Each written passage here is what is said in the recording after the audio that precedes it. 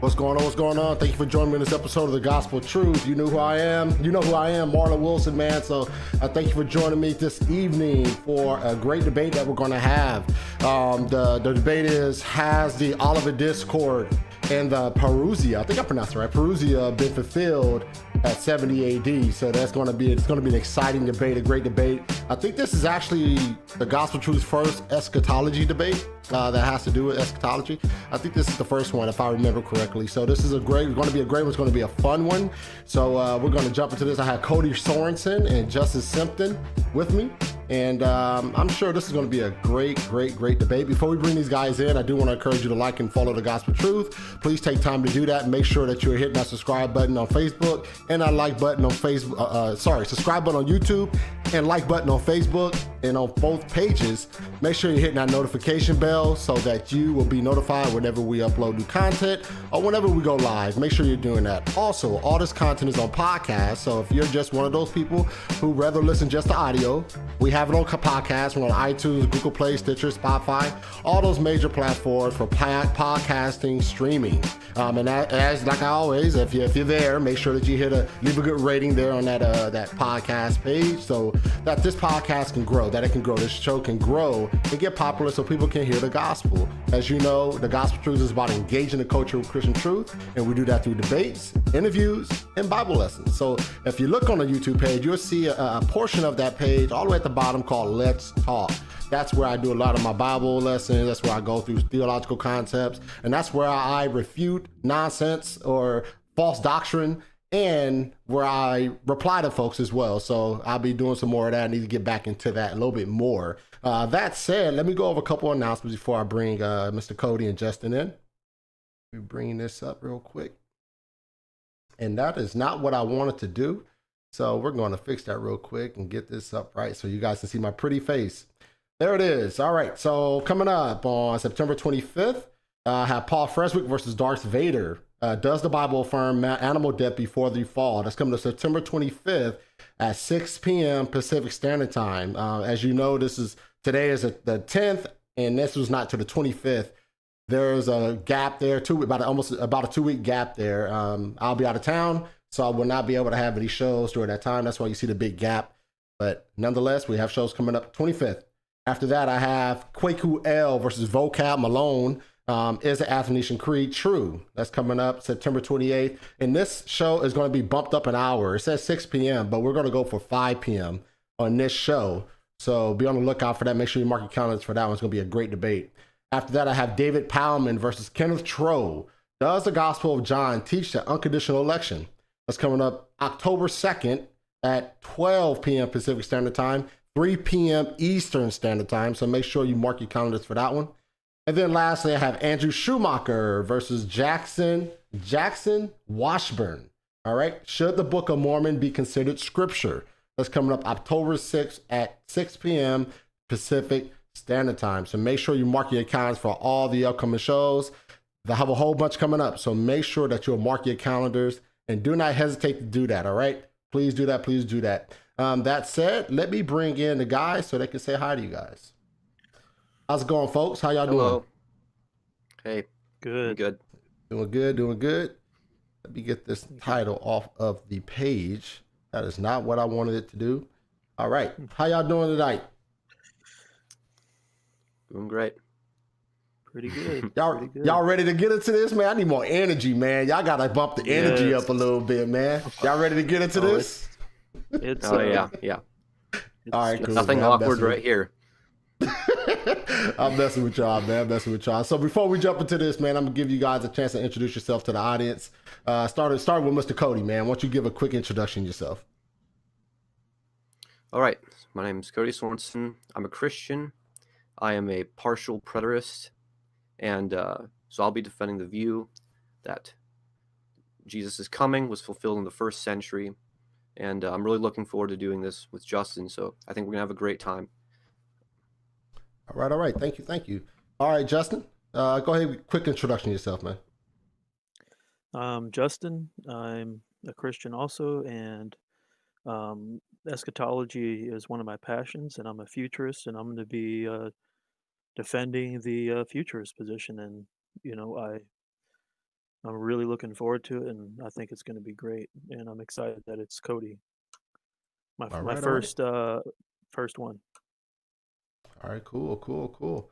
All right, we are going to get this going. So, the title of this debate is Has the Olivet Discourse been in the Parousia been fulfilled by 70 AD?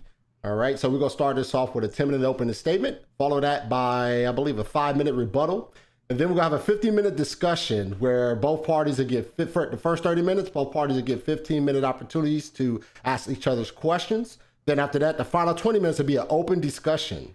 I may have some questions here and there during that discussion, but it'll be an open discussion between you two. Follow it up with a 10-minute closing, and then we'll have Q&A from the audience. Sounds good? Awesome. Yep. All right. Start with Mr. Cody. Cody gonna be arguing affirmative in this debate. So Cody, let me bring your slides up, and then we'll have you set up. Give me 1 second.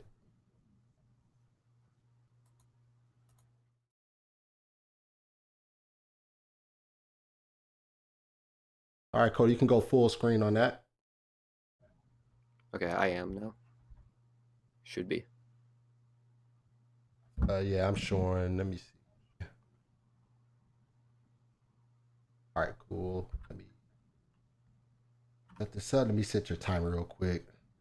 Sorry, folks. All right, you got it, Cody. All right, so tonight we're debating, was the entire Olivet Discourse and Second Coming of our Lord Jesus fulfilled by AD 70? So I'm saying yes, it is. So I will argue that the entire Olivet Discourse found in Matthew 24, Mark 13, and Luke 21 was fulfilled in the events leading up to and including the destruction of Jerusalem in AD 70.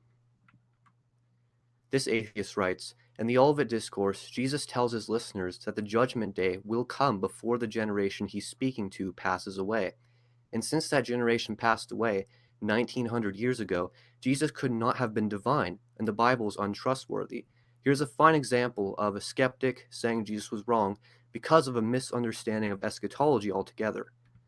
A Christian, very well-known C.S. Lewis wrote, it's clear from the New Testament that they all expected the second coming in their own lifetime. And worse still, they had a reason, and one which you will find very embarrassing. Their master Jesus had told them so. He shared and indeed created their delusion. He said in so many words, this generation shall not pass till all things be done. And he was wrong. He clearly knew no more about the end of the world than anyone else. It's certainly the most embarrassing verse in the Bible. That was C.S. Lewis, and he was a Christian then. So, firstly, neither I nor Justen will be focusing on the proper interpretation of apocalyptic symbolism in the book of Daniel or Revelation. This debate is centered around the Olivet Discourse in the Gospels. Doesn't mean we won't touch Daniel or Revelation, but the focus is on the Olivet Discourse.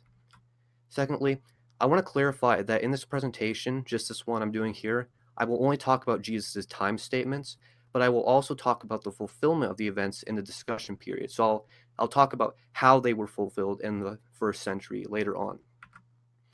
The Olivet Discourse in Matthew, Mark, and Luke give us parallel accounts of the same events about to take place in the disciples' day. Cody. Yeah. Hold on, sorry about that. But your pages aren't transitioning. Oh, they're not? Yeah. Do you want? I'll just exit full screen. Okay. Can you see this now? Yeah, I can still see it, but it appears. Try to transition through your screens. Yep.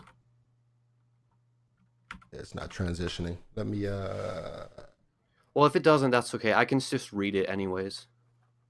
Okay. If it's not working, but just like I was. If it doesn't work, that's not a big deal. All right. Let me give you an extra. Let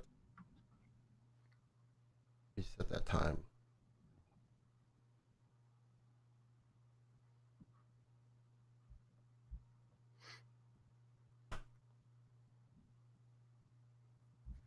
All right, Cody, you got it, man. Okay, I'll just continue where I was, even if you can't see the slides. So, do this. Boom. Okay, so Jesus explains in the Olivet Discourse when, where, and how all these supposed end times events will be fulfilled. but we're just going to focus on the when aspect, when it happens. So after learning from Jesus that the temple will be left desolate within a generation, in Matthew 23:36, the disciples ask him a series of questions. They asked, "Tell us, when will these things be? And what will be the sign of your coming and of the end of the age?" That's Matthew 24:3 at the beginning of the Olivet Discourse. So the disciples linked the desolation of the temple, the sign of his coming, and the end of the all as one event. And notice how there's no 2,000-year gap. It's all the same thing, especially when you read it in the other Gospels. So which generation? Use the phrase, this generation. They knew he always referred to their own generation, never a future generation. In Matthew 24:34, after Jesus prophesies about what's about to take place at the end of the age, Jesus says, "Truly I say to you, this generation will not pass away until all these things take place." And all these things, of course, means what he just prophesied. So here's the futurist argument number one that is common for this verse. And they say that when Jesus says generation, what he really means is a race. So the Greek word for generation is gena. It never means a race of people in the New Testament, but always means a literal 40-year generation of people. And in particular, the literal generation who were Jesus' contemporaries. It doesn't mean a race. But the Greek word genos does mean a race. But in the Olivet Discourse, Matthew, Mark, and Luke use gena, not genos. It's very distinct. And all 40 instances of gena in the New Testament mean a literal 40-year generation, of course, outside the Olivet Discourse, for the sake of argument.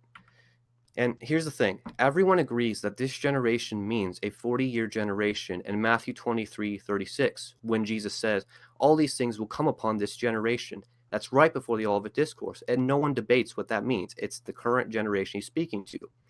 But see, we only debate the Olivet Discourse usage of this generation because futurists try to push those supposed end times events thousands of years beyond the first century. So they have an eisegetical back-reading interpretation into the text.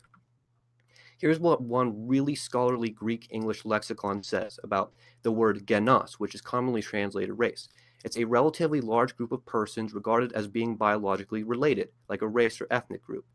And for gena, translated generation, it's people living at the same time and belong to the same reproductive age or class. Those of the same time, those of the same generation. The expression the people of this generation may also be expressed as the people living now, or the people of this time. So here's another futurist argument, and they say, well, this generation actually means that generation, or in other words, this generation that Jesus says, this generation means thousands of years later. But the problem is, this is completely illogical. It's illogical for Jesus to be referring to a future generation at the end of time. Jesus would have been speaking a meaningless truism. He would have been saying, whatever generation is in existence when Jesus comes, that's when Jesus will come. This tells his listeners nothing. It's a horrible argument. It doesn't mean anything. Some prophet he would be. So when Jesus says 15 times, he says, this generation, outside of the Olivet Discourse. And every single time it means the current first century generation. There's no debate, very clear. I have all the verses up here, but you can't see them. So here's what some commentators say from Donald A. Hagner from the World Biblical Commentary. The attempt to explain this generation as the human race or people of God goes against the natural meaning of the phrase. It makes the words irrelevant both to Jesus' listeners and to Matthew's readers. D.A. Carson from Expositor's Bible Commentary. This generation can only with the greatest difficulty be made to mean anything other than the generation living when Jesus spoke. To make this generation refer to all believers in every age, or the generation of believers alive when eschatological events start to happen, is highly artificial. David L. Turner writes, the use of the term this generation clearly shows that Jesus is talking about his contemporaries. Scholars who argue for an understanding of this generation that's contrary to Matthew's clear usage wish to protect Jesus from affirming, now get this, that his coming will occur during the lives of his contemporaries. William L. Lane, and these are all Christians, by the way. William L. Lane writes, this generation clearly designates the contemporaries of Jesus. And last, All the alternative senses, John Nolan writes this, all the alternative senses proposed here, like the Jewish people, humanity, the generation of the end time signs, or wicked people, are artificial and based on the need to protect Jesus from error. This generation is the generation of Jesus' contemporaries. So we know what the scholars are saying. So let's look at some first century cultural indicators, meaning what Jesus prophesied would fit the culture of the first century. Jesus describes a culture where there are flat roofs, an agrarian society, foot travel for transportation, and strict Sabbath regulations. That's all first, second century stuff, especially strict Sabbath regulations. So the signs Jesus lists are wars, earthquakes, famines, false Christs, tribulation, persecution, the gospel preached in all the world to all the nations, etc. These can be shown to have been fulfilled before the destruction of the temple in AD 70. In the Bible itself as well, some of them. And what's really important is, in the Olivet Discourse, Jesus uses the second person plural you throughout the chapter. What I mean by that is he says, do you not see all these things? See it that no one misleads you. You will be hearing of wars and rumors of wars. Of course, he's talking about the people he's speaking to. It would be completely illogical to say that someone will see something when really what he's talking about is what they write down thousands of years later, those people will see it. That's ridiculous. He's talking about the people that he's speaking to in the first century. They would see the signs of his coming. So it's very simple. This generation always refers to the generation to whom Jesus was speaking, and his use of this generation in the Olivet Discourse is no exception. The generation that sees the signs is the generation to whom Jesus was speaking. Jesus told his disciples, you will see all these things. The you refers to them, not us. Is that my end? That's the 1 minute. Oh, okay. The entire Olivet Discourse was fulfilled in AD 70 before all of the 12 disciples had died in the first century, proving the reliability of Jesus as the Christ, the Son of God. And that's it. Thank you for listening.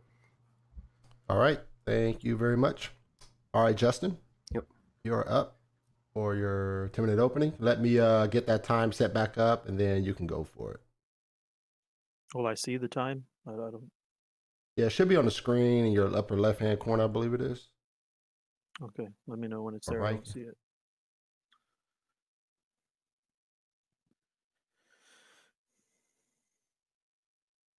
If not, I'll give you that 1 minute warning, just like I gave Cody, Okay, to let you know when let me know when to start. Okay. All right, you got it. All right. Preterism itself is a slippery slope because it casts off Israel, whereas Paul says the direct opposite. That is the central issue.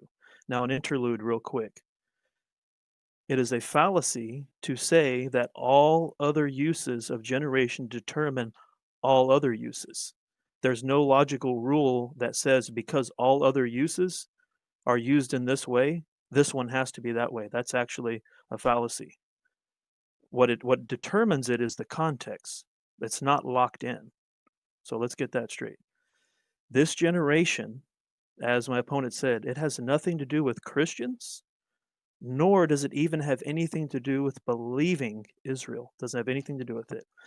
I say then, did they not stumble as to fall? Did they? May it never be. But by their transgression, salvation has come to the Gentiles to make them jealous. Romans 11:11. Does this whole argument really depend on this generation? Or does this generation depend on the biblical history of national, ethnic, unbelieving Israel and the eschaton that surrounds them? What is the end of the age to the disciples? Keep in mind that when the Olivet Discourse was given, the disciples still did not know that Jesus would die and rise from the dead. They thought Jesus' first coming would restore the kingdom to Israel, kind of like our preterist, partial preterist friends do. But they were and are both wrong. They were still not clear enough on Israel's redemption and the inclusion of the Gentiles before he restores the kingdom to Israel. Even after they saw Jesus' death, burial, and resurrection, they asked in Acts 1:6, Lord, is it at this time that you will restore the kingdom to Israel? They had no idea how long it would take for his enemies to be made a footstool for his feet.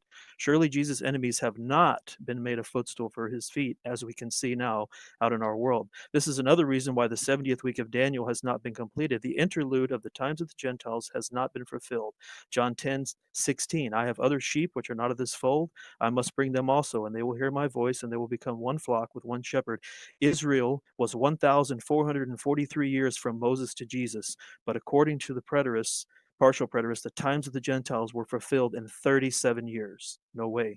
Israel's eschatological judgment is one of the fatal flaws of partial and full preterism. Jesus will not return for a direct earthly judgment on his people, ethnic national Israel. And he said, you will not see me again. He says this to Jerusalem. I'll go over it later. You will not see me again until you say, blessed is he who comes in the name of the Lord. They did not say in 70 AD, they did not say that in 78. And Jesus was talking, and we'll get to the passage later, to those who reject him, not to the disciples, not to believing Jews. The restoration of the kingdom of Israel is a central issue. We can all see that it has not been restored to Israel.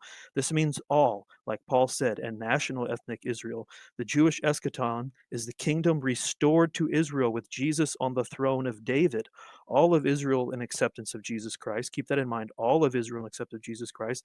That Jesus not at the right hand of God, or by coming on the clouds simply to watch them perish and then turn around and go back to heaven. Romans 11 makes it clear that the Jews' inclusion of repentance lasts until the times of the Gentiles are fulfilled. And they also, if they do not continue in their unbelief, will be grafted in, for God is able to graft them in again. Romans 11:23. For I do not want you, brethren, to be uninformed of this mystery, so that you will not be wise in your own estimation, that a partial hardening has happened to Israel until the fullness of the Gentiles has come in. And so all Israel will be saved. Just as it is written, the deliverer will come from Zion. He will remove ungodliness from Jacob, not Israel, not the spiritual Israel, not the true Israel of God, Jacob. Remember, Jacob was his name before it was changed to Israel, but for Jacob, this is my covenant with them when I take away their sins, when all Israel is in the new covenant, Romans 11:25-27. From the standpoint of the gospel, they are enemies for your sake, but from the standpoint of God's choice, they are beloved for the sake of the fathers, for the gifts and the calling of God are irrevocable. So those Jews who reject the gospel are enemies. They, from God's standpoint and his choice, are beloved for the sake of the fathers, for the gifts and the calling of God are irrevocable, so they won't be cast off and just judged like that. Therefore, their eschatological judgment cannot come before that of the Gentiles, 70 AD, and judgments cannot be God's direct and eschatological judgment. Otherwise, all of Israel's judgments are God's direct judgment. How many of them are there? If 70 AD was their eschatological judgment, then no more judgments remain. Prove that wrong. Matthew 24:21, for then there will be great tribulation such as not occurred from since the beginning of the world until now. Here's the key, nor ever will. Josephus says 1.1 million Jews were killed from the events of their destruction up to 70 AD. 6 million, over double that amount, were killed in the Holocaust. So what happened to nor ever will if the whole central issue is Jesus came in judgment for Israel? Well, guess what? They were judged again, so therefore it cannot be the eschaton, the end of the age judgment. So if that was the case, why is national ethnic Israel, whom Jesus came for in judgment, why are they still rebelling to him in this day? Did he fail in his judgment? Since all of the Olivet Discourse in Matthew 24 has been fulfilled, what new age are we in? Since 70 AD was the end of the age and a new age started, what age are we in? Satan's imprisonment and Paul's judging of the angels, said to Christians, is simultaneous with a final eschatological judgment, yet Satan still roams the earth with all of his hosts, free on bail, if you will. So the beast, which my opponent says is a first century belief system, is described with a male personal pronoun 11 times and is cast alive along with the false prophet into the lake of fire. And the beast was seized, and with him the false prophet who performed signs in his presence by which he deceived those who had received the mark of the beast, those who worship his image. These two were thrown alive into the lake of fire, which burns with brimstone, and the rest were killed with the sword, which came from the mouth of him who sat on the horse, and all the birds were filled with their flesh. So the rest are separate from those two who get thrown in the lake of fire. So it's definitely not a belief system. If the beast and the false prophet have already come and been cast alive in the lake of fire, which is in Revelation 19, which is before the first resurrection in chapter 20, then Satan will also have already been imprisoned in the earth for 1,000 years. And the first resurrection, synonymous with 1 Thessalonians 4, has already happened. Satan is imprisoned before this. So this forces the full preterist position on proponents of full eschatological judgment by 70 AD. When is the first resurrection? When is the next resurrection from our point of view? If the beast and the false prophet have already come and gone, then so has the first resurrection, and the next one is still the next one isn't until after the 1,000 years are completed. If the first resurrection has already happened, then Satan is locked in the earth and not roaming around like a roaring lion seeking whom he may devour, 1 Peter 5:8.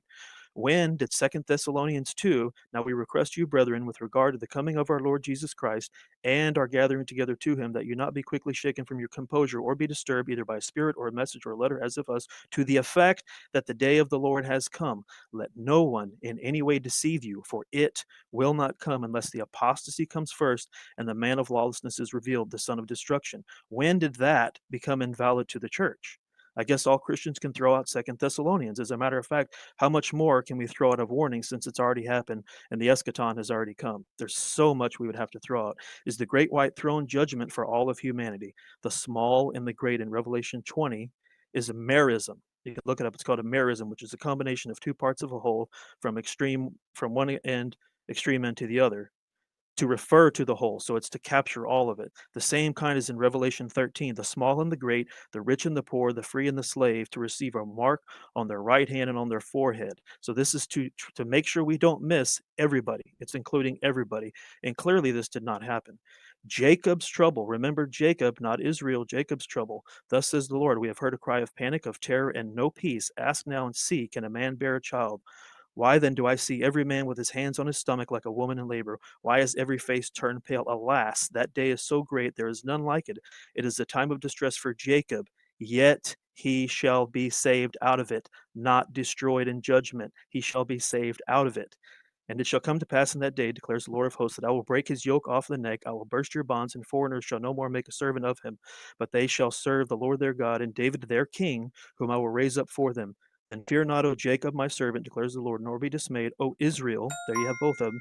For behold, I will save you from far away, and your offspring from the land of their captivity. Jacob shall return and have quiet and ease, and none shall make him afraid. For I am with you to save you, declares the Lord. I will make a full end of all the nations among whom I scatter you, but you I will not make a full end. I will discipline you in just measure, and I will by no means leave you unpunished. Were they delivered? When will they be delivered? The wheat and the tares will grow together till the full maturity, and then the harvest of the earth will be ripe. Again, this is another sign of the end of the age, yet the wheat and the tares still grow together as we speak.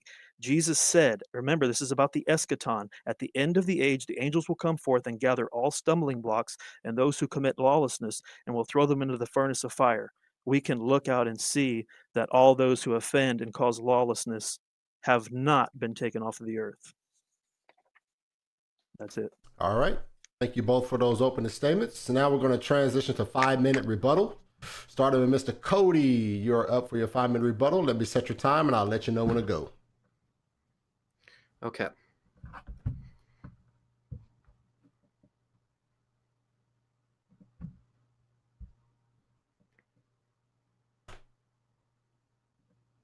All right, Cody, you got it, man. 5 minutes. All right. So there's a lot of problems in Justen's opening here. So he was doing a refutation to things I don't believe. So that's the main problem. Justen was assuming I believe a lot of things I never said I believe. So like half of his opening was irrelevant to this debate. Another problem was he was focusing on Romans and Daniel and Revelation and Thessalonians and all these books that we said we weren't going to debate. We are debating the Olivet Discourse, briefly touching things here and there that are relevant to it. And another thing, you refuted my Facebook post. You refuted something on Facebook that I said about the Antichrist being first century Gnosticism. Maybe I'll just say yes. Okay, that's what it was, but that's totally irrelevant. Another thing. Okay, so the book of Acts says that the church was in the wilderness. You got to look at the Greek. The word church was added in by English translations because they wanted to hide the word congregation. So it's the Greek word for church is what is it? Ecclesia or ecclesia, like Acts 7. This is the one who was in the church in the wilderness together with the angel who's speaking to him on Mount Sinai.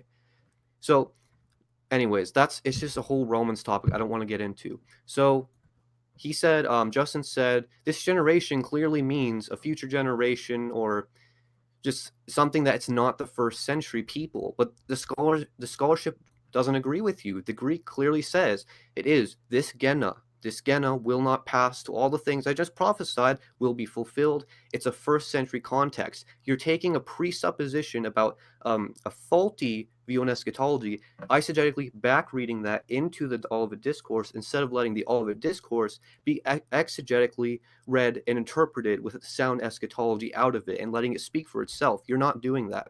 You said that, well, this is obviously why the 70th week of Daniel, it hasn't been fulfilled yet. And then you explained all these presuppositions. You're being slightly circular. The 70th week of Daniel has no gap. It does not have a gap. It is already fulfilled. Okay, there's the 69th week, weeks, and the 70th week. There is no gap. The only reason people put a gap is because they need a church age or a church dispensation between it and say, oh, well, yes, we're going to go through all these things, and then the Jewish dispensation is back. There's no reason to think there's a gap there. It's because you have a presupposition. Early rabbinic Jews on their commentary didn't think there was a gap there. It is just plain backread, I should say. Another thing you said, the coming on the clouds, you assumed a literalistic interpretation of Matthew 24, where Jesus says, they will see the sign of the Son of Man in the sky, coming on the clouds of heaven. That has nothing to do with Jesus literally coming on the clouds. That is a very literal interpretation. He's quoting Daniel. It's about the messianic reign. It has nothing to do with seeing him in the sky. I'll talk more about that later. He said the tribulation hasn't happened. You're being circular. You assumed your futurist interpretation of the tribulation to argue that it hasn't happened yet. It's like, okay, it's a great exaggeration when Jesus says it'll be like nothing ever before and never again. Well, look at all the Old Testament usages. There was this king, and there will never be one like him again. And then until this king came along, then there will never be like him. It's an exaggeration. I know futurists don't like that, but let Jewish prophets exaggerate when they need to. There's many examples like that in Ezekiel all over the place. And he asked, what age are we in when Jesus said the end of the age? What age is that referring to? Well, it's exactly what happens when the second temple is destroyed. Messiah, messianic reign. That is referring to the old covenant passing away, the old age of the Mosaic law. It's done with. And then boom, Messiah's age, the age we're in now. That's when it begins. And I don't believe the resurrection already happened. I'm not a full preterist. Thessalonians, the day of the Lord. Notice how the church of Thessalonia, notice how the church thinks the judgment is local because they're saying it already happened. They think it's a local judgment confined to Judea. And Paul's saying, no, it's not going to happen until all this stuff happens first. So obviously they're thinking it's local, like the preterist position. It's actually refutes your whole argument in Thessalonians because they thought it was a local judgment, a local tribulation, local this. And again, I guess that's all I have to say. So thank you. I appreciate this. All right. Thank you for that 5-minute rebuttal, Cody. All right, Justen, you're up for your 5-minute rebuttal. I'll let you know when the time starts, and then you can go for it. All right, Justen, you got it, man. Absolutely incorrect. All of the things I said are required. If you believe all of Matthew 24 is fulfilled, and I can show this, we probably won't have enough time, but you have my word. All of these, every single thing that I said is required. It's by no means circular reasoning. That's hilarious to say it's circular reasoning. It's circular reasoning to you because you're not aware of it. They all are required and all are attached. Every single one of them. And I can get to that more. All of it's tied to Matthew 24. I don't need the word church for anything. It wasn't your Facebook post. It's on our Facebook Messenger where you said, and I remember exactly you said, but we can get into that later. You said on there, the beast was a first century belief system. So I was using it from there. I did get the thing from your faith because the post that popped up on my feed was to never be equaled again. which is here we go with the old that many different I don't want to say the C word do, and they, oh well, that's not really literal, oh well, that's just an exaggeration, oh well, this doesn't really mean that. You got to watch out for language like, oh well, that's not really literal. You have to know what you're talking about when you're using that. The scholarship that you believe is what says that, not scholarship in general, because then you're inferring that there's no scholarship for the futurist position. That's incorrect. So like I said, it's definitely not my presuppositions at all. And Jesus will literally, physically reign on the throne of David. He has yet to reign on the throne of David. And see, another thing which you can disagree with and say is circular reasoning, but I can demonstrate it time and time again, is the entire millennial age is about Jesus being here, literally, physically, on the throne of David. And you know what this goes all the way back to? The restoration of Eden. So you go to Revelation 21, it says, after all this stuff is done, where there'll be no more tears, no more death, no more crying, no more pain. And then what does it say? Behold, the tabernacle of God is with men, and he will dwell with them. It's not about heaven and some spiritual, unliteral age where Jesus is, where we can't see him and he's in heaven at the right hand of God. This entire thing is about Jesus being here on the earth, reigning in Jerusalem from the throne of David, the city of what? The great king. That's what it's about physically. And then whenever the true millennial age is done and all enemies have been put underneath Jesus' feet, then it says, like in 1 Corinthians 15, then he will give back to the kingdom back to the Father. And that's what Revelation 21 is saying. Behold, the tabernacle of God is with men, not men are with God in heaven. The messianic age is about Jesus being here. This is all the stuff you say, circular reasoning, is 100% demonstrable. What it is not having a knowledge of, like I said in the beginning, the Jewish-centered eschaton. It's all around and what's surprising to most people, what most people can't understand, is it actually has more to do with the unbelieving Jews than it does the believing ones. Because when it's all said and done, there's not going to be any more Israel that doesn't believe like we still have now. They're going to be only ones. And then you get into Zechariah, Isaiah, all that talks about it, makes it perfectly clear, which I can bring up later. So it's a severe error whenever you try to spiritualize stuff. And if we're somehow in this, we're in the next age, and but it's not literally. And then Jesus coming on the clouds of heaven is not literally. And just like it happened in Acts 1, they literally saw him. This is what N.T. Wright does not comment on. He does not comment on. They literally saw him ascend. And then the angel had to come and say, Men of Galilee, what are you staring at? For the same way he went up is the same way he's going to come back. It says they saw with their eyes. It's not some spiritual thing. That's good for me for right now. All right, thank you both for the rebuttal round. Now we're transitioning to the best part of a debate, the cross-examination, folks. So once again, this will be a total of 15-minute cross-examination where both parties in the first 30 minutes will get 15-minute opportunities to ask questions. Then after that, the final 20 minutes will be open discussion where these two will just interact. I will only step in if I hear ad hominems or anything like that. And I may have some questions. Other than that, Cody, you are up for your for your 15-minute cross-examination of Mr. Justen Simpton. So you two got it, man. Okay. Ready? I'm ready. Soon? Okay. So there was a lot of stuff you just said that I have some problems with. Like you said, okay, and this will be a question, but instead of interpreting the prophecies of the events of the last days as literal and the time statements of the Lord's nearness as figurative, wouldn't it be more reasonable to interpret the prophecies of the events as symbolic and the time statements of the Lord's nearness as literal? Wait, wouldn't it? Oh no, I definitely don't agree with that. Okay, so You'd have why to not? show you'd have to right. Okay, gotcha. You'd have to show what would require that. See, this. Let me say this real quick. This is part of the answer. The whole thing is, I don't.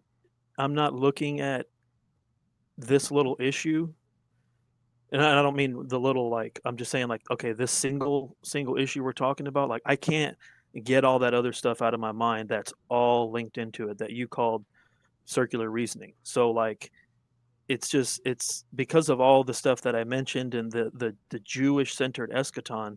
It's like it's irrelevant to me because all that stuff is required. And I mean, as far as what you're saying, I mean, we'd have to go into it more detail, and I would have to say, okay, well, here's instances where prophecy literally did fulfilled, and here's where the time statements literally didn't. I mean, one I can say is that Hebrews 1 said that we're in the last days.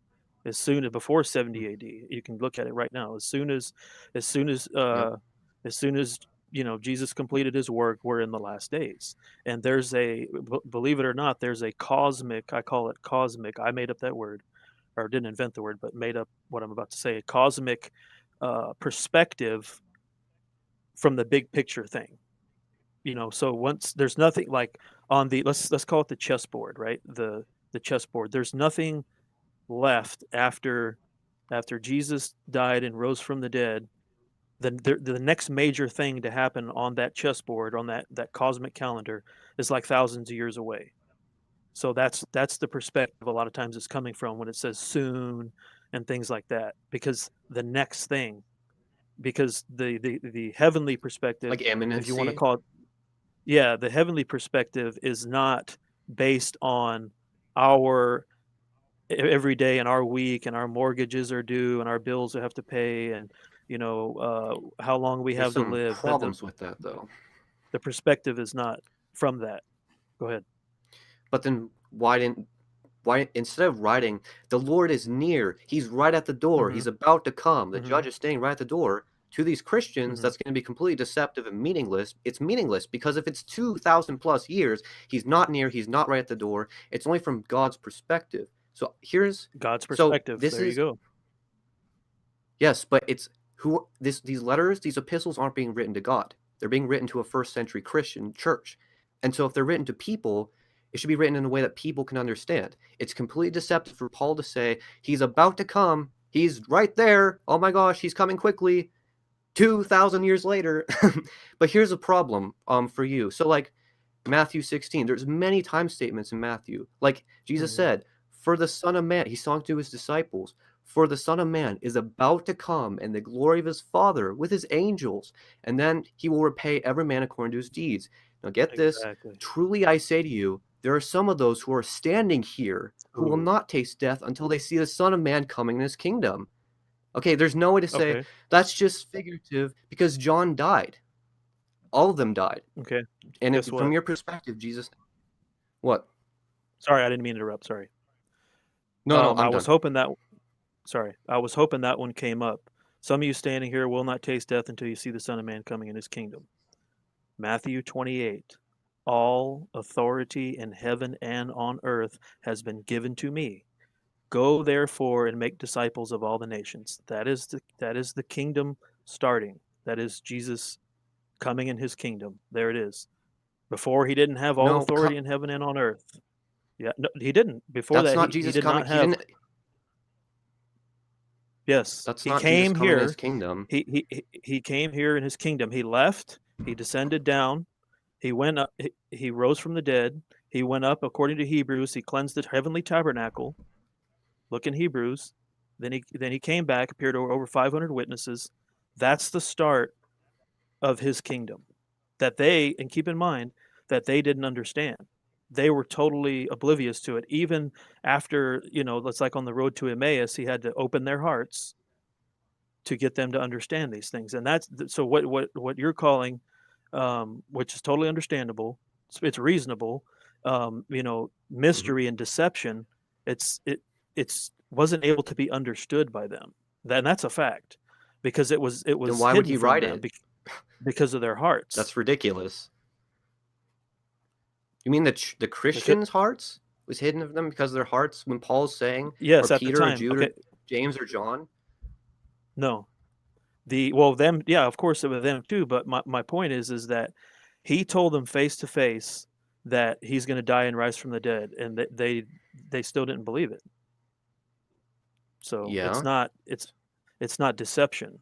The things that you're calling deception is not deception. These time statements are deceptive. I mean, why would Jesus say, he says, and there's parallel, but I mean, for example, Peter seeing John said to Jesus, Lord, what about this man? Jesus said to him, if I want John to remain until I come, what's that to you? You follow me. Therefore, the saying went out among the brethren that the disciple would not die. They're thinking of a second coming. It's not Finish it's not the verse. ascension. Finish the verse. Finish the verse. Well, I don't have it written down. And then John doesn't say it's not true. He doesn't say it is true. He just says, I don't know, because it says 70 AD hasn't come yet. No, it says many suppose that this meant that he wouldn't. Look it up. I mean, I would at this point since we got into it. Yeah, but keep reading. I'm reading it. Okay.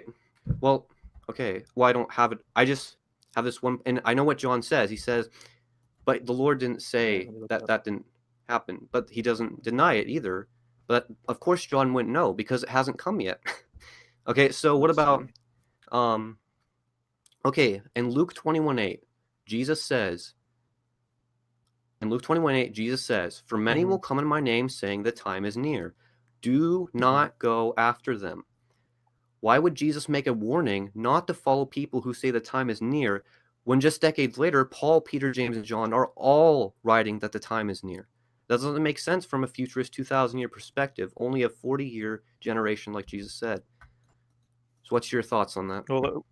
Well, it can't be, because I mean, we're going to have to go back into it again, but there's things that make it impossible, that literally make it impossible. Obviously, they didn't mean the same thing, and the judgment is at hand. I mean, your death and him coming upon you, or else I will come upon you like a thief, is right there. Well, whoever believes. That's not my question. Whoever believes. My question is not. Okay, sorry. No, it's all good. It's all good. Go ahead. I was still trying to look up that John verse. This is the Olivet Discourse. Okay, well, yeah, I know what it says. But in the Olivet Discourse, Luke's version, Jesus says, when people say the time is near, do not believe them. Don't go after them. And then, just a few decades later, Paul, Peter, James, and John are writing, hey, churches, the time is near. That only makes sense from a 70, 80, 40 generation local judgment perspective. It's an actual contradiction from your futurist perspective. No, it's not, because it's impossible that he already came for eschatological judgment. There's nothing that can be done to dislodge that. You just have to readjust your interpretation of that, because let me look it up. So you no, have it's to not backread exactly. your futurist eschatology into Absolutely not. No, that's not going to work. That's not going to work. Well, that technique and no, it's not. That tactic of yours is not going to work to simply imply that it's back reading. I actually have the understanding of these prior things that set up the context for the Jewish-centered eschaton that have to take place, and that, according to the partial preterist perspective, are impossible. They are literally impossible. They contradict Scripture, and they are incoherent. Yeah, well, it's true. Okay, but you're not. Okay, well, you're not addressing my question. I don't need to. But you do. I don't need because to. It's a contradiction from a futurist perspective. Because it's not Jesus it's not a real question. Okay, Justin. Imagine Jesus walks in the room and he says, Justin, when people tell you that the time is near, never believe a word they say. Don't listen to them. Avoid them. Mm-hmm. And then a decade later in your life, you're getting all these Facebook messages. Hey, Justin, the time is near. The time is near. The time is near. So you don't go after them. But this is Paul, Peter, James, and John saying that. Mm-hmm. Okay, so give me one where Paul says the time is near. How near is it? Okay. Is it near enough to hold on? Let me finish this part. Is it near enough to where but concerning the coming of our Lord Jesus Christ and our gathering together to him. Don't be deceived, etc., to the effect that the day of the Lord has come, for that day will not come unless the apostasy comes first and the man of lawlessness is revealed. So there you go. There's a timestamp. There's a timestamp right there. Yep. So it's not open. Exactly. And what's the context of that verse? Because Thessalonica, they agreed with me. They thought it was a local judgment, local tribulation. No, that's why they're saying, "Oh, incorrect. it already came. We're not affected." Okay, so here's Peter. It tells you. Peter. Hold on. No. It tells you right there in 2 Thessalonians. It tells you why. It says nothing to do with a local judgment. It says, let me. I have it right here. Those things haven't happened yet. Let me just go. That's right. It hasn't happened yet to this day. 2 Thessalonians right it here. Hasn't happened. Do not be quickly shaken yet. from your composure. That's talk about eisegesis. That's reading it into there.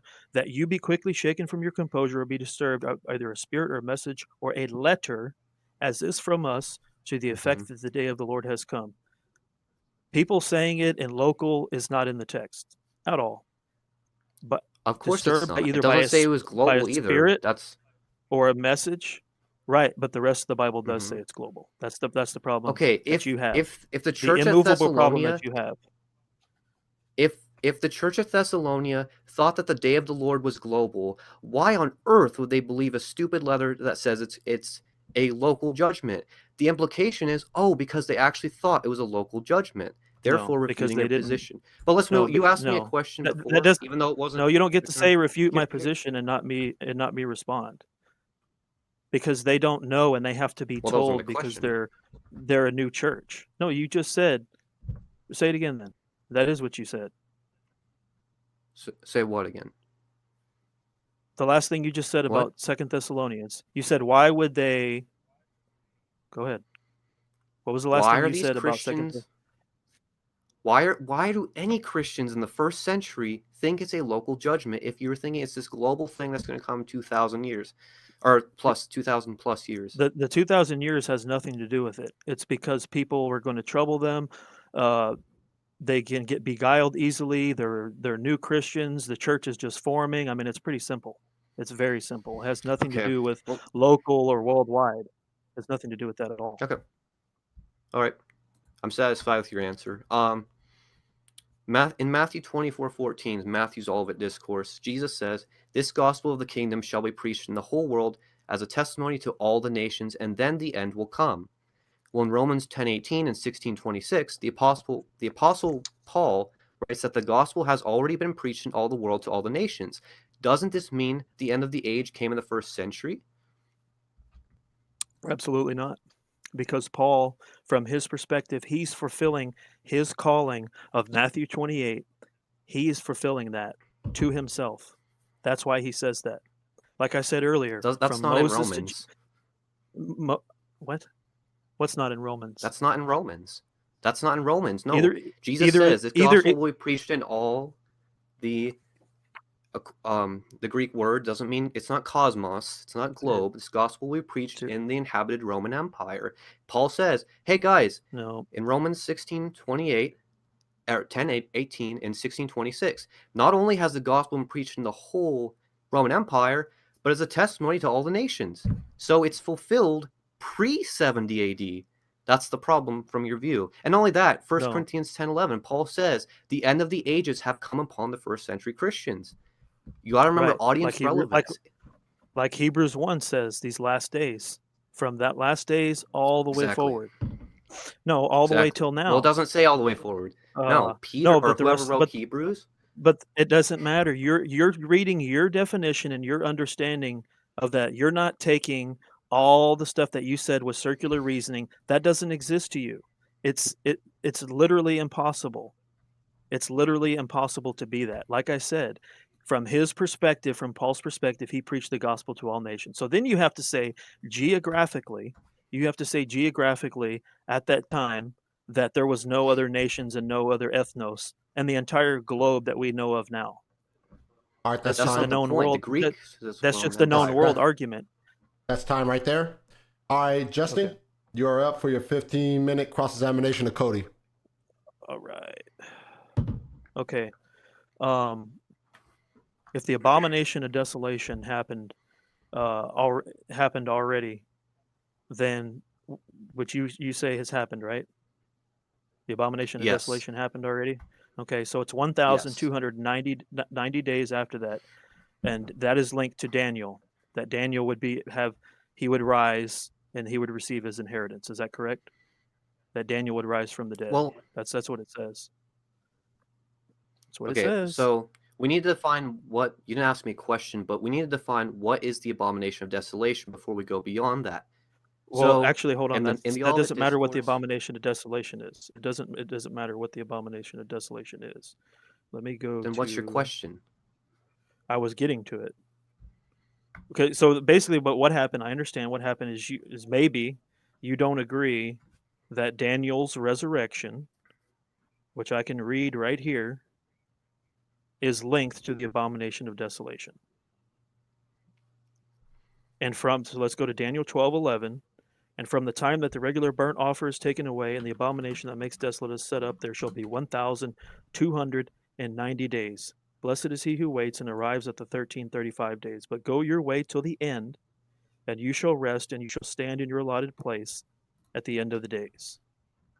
Okay, so maybe I should have simplified it. All I'm saying is Daniel been risen from the dead? Do you think that Daniel has been risen from the dead? No. Okay, that's fine. I won't dig on that one too much. It's good that you I'm don't not a think full that the resurrection. preterist, but I don't believe that Right. the resurrection has already happened. But you have to understand, if you believe all of Matthew 24, that he'll gather his elect from the four winds of the earth. If you Can I want to explain what divide that actually means? well, let me. You're going to have to redefine it. So No, I'm let not me going ask to have to you then, redefine it.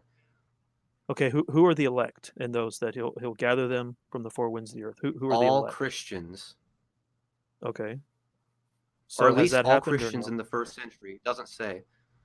But here's what, are Okay. you thinking Okay. like that's a resurrection or rapture verse in Matthew It is a 24 where he resurrection says, verse. Yes. where It does is it a say that the elect will be resurrection or rapture. resurrected? Where does it say that? Because Okay, I can let's tell you go what the to- verse actually says. It says, Go ahead. the Son of Man coming on the clouds, great power and glory, he will send forth his messengers with a great trumpet, and they will gather together his elect from the four winds, from one end of the sky to the other. Here is that Old Testament Deuteronomy language. Yahweh gathering people from all over the ends of the earth. It's talking about Gentiles. Oh. Gathering Gentiles. And your translation might say gather up. That's not in the Greek. It just says gather. What it's saying is God will send forth his messengers. The Greek angelos just means a messenger. He will send forth his gospel preachers, bring a message from the Lord to gather disciples from the Gentiles. First century. Disciples. Okay. Yeah, what's the elect? And the coming on the So clouds it's- isn't. That's, anyways, sir. Yeah. Well, I think that is a resurrection, and gathering, and then you have the other language that Paul reiterates, and he says our gathering together to him. That's the resurrection. Mm-hmm. That's from 1 Thessalonians 4. That is a Fine, gathering. let's just assume that. So Fine. okay. I don't actually. Well, I mean, let's say that's right. Let's say you're right. That has nothing to do with Matthew 24, 31, 29. It doesn't. This is Jesus saying, I'm going to send out my messengers. Your translation says angels, most do. That's a fine interpretation, but like Young's literal translation said, I'll send out my messengers. John the Baptist all was that a is- messenger. He was an angelos. that's not He the, was that's not the one context. a human bring that gospel brought the. That's What not do you mean the it's not that's not You're the assuming context. your own context. No, Argue no, against it. no. That's not my context. The context is the end of the age. The gathering or Yeah. resurrection, whether you like it or not, is directly tied to the end of the age. There's no way around that. You cannot get. The whole thing's tied to the end of the age. I agree. You cannot. I agree. You cannot separate the end of the age that you are arguing for and separate at least I'll give you that, a resurrection from that. You can't simply There's just no bring your resurrection idea in the into it and Olivet say, Discourse, brother. and you say, There's no yeah, resurrection. that is it. That is the No, the you have to- resurrection. Why? Why is that a resurrection? Instead of just Because claiming it's it, I said That has nothing. I just said you're not addressing what I actually said. It's synonymous. You just agreed. You just shook your head and said, yes, it is with the end of the age. If the end of the age has Yes. already come, then the resurrection has already happened. There's no way around It's it. not a That's what resurrection the in Bible Matthew says. 24. Okay, It's a that's not gathering the up of question. disciples from one end you of the need to sky to just- the other, from horizon to horizon. It doesn't say all over the disciples. nation. It says elect. It It says says elect. not disciples. Elect are disciples. Right. No, they're not. That's incorrect. Okay, Elect well, just means chosen. it's- So you go back to Sure, Romans yeah. 11 and The right Christians. and Paul's language in Romans 11 has nothing to do with disciples. It's God's entire people group, elect. That's who the elect is, his chosen. Period. It's that simple. That's the context of elect. Mm-hmm. Elect is never one time ever used of specifically the disciples. It's not. And then your context still has nothing doesn't to do with allow you to believe that resurrection or either. rapture. Okay. So when did fine. Jesus when did Jesus sit on the throne of David? Has he sat on the throne of David yet? Right now. Right now he's on the throne of David? So it's at the right hand. What matters it's at is the right what's hand the of God? throne. That's the question. That's the No, question. not What's the throne. the throne? The throne of David, not the throne of David. Yes. The throne of David. So the throne of David. Yes. The throne of David's in heaven. Is that where the throne of David is? Well, Is it's in not heaven? here on earth.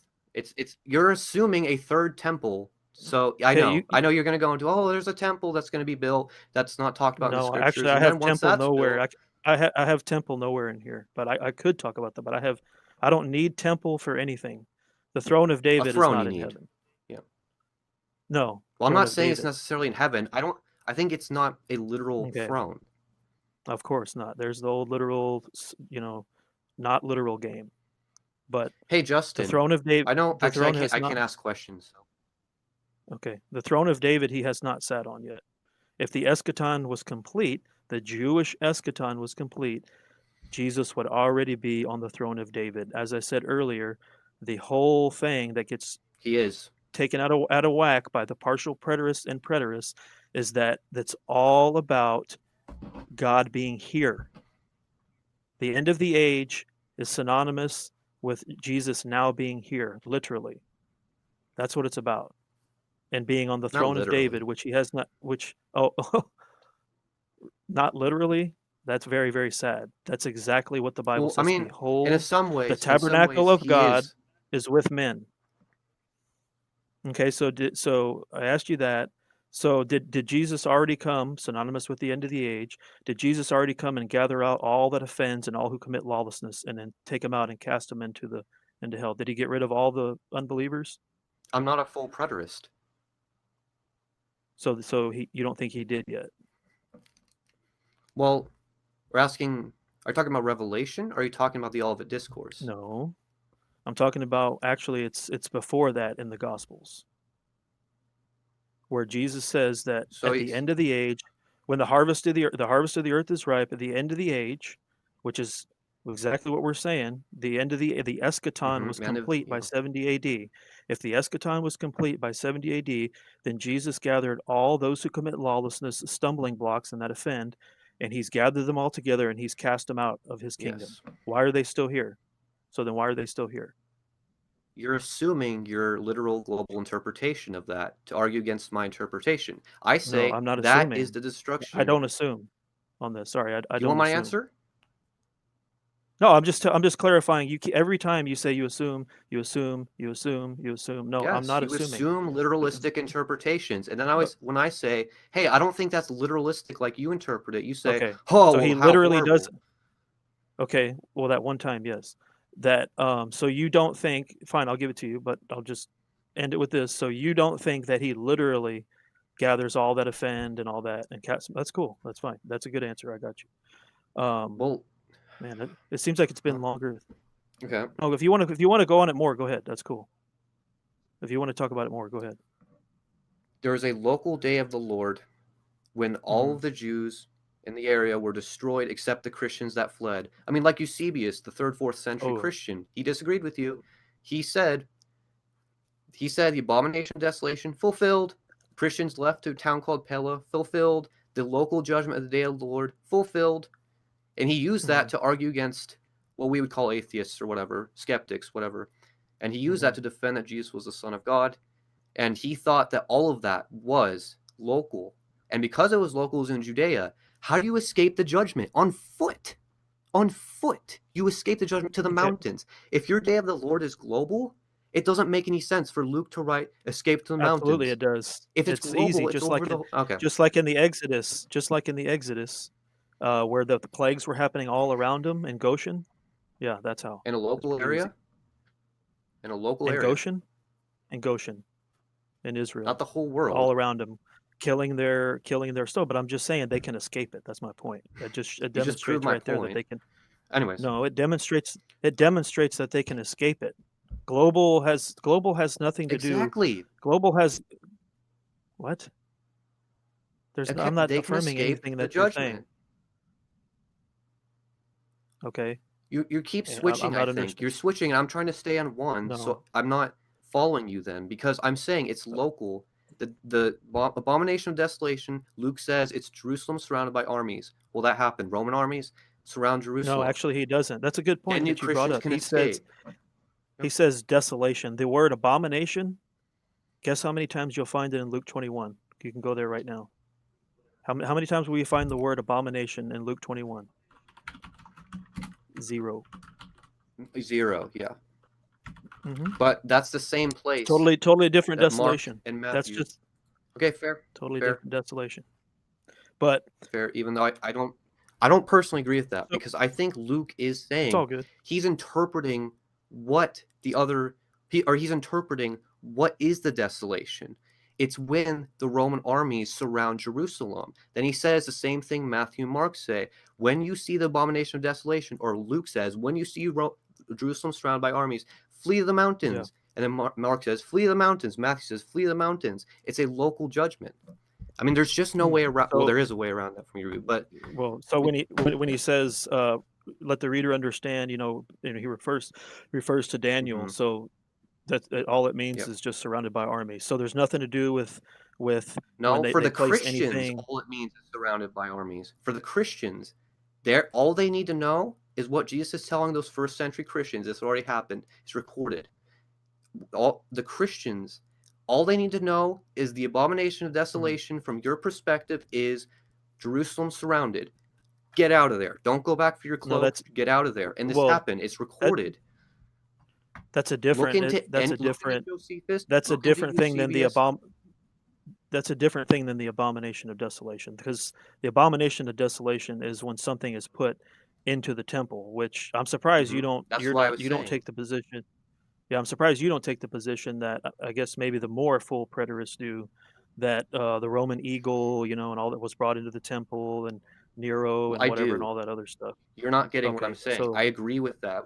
When you see the corpses, with some translation vultures, but the point is, what I'm saying is from the Christian's perspective, what's the abomination of desolation that matters to them? Right, because Jesus is saying is a warning. So all they need to know about the whole thing is seeing the armies.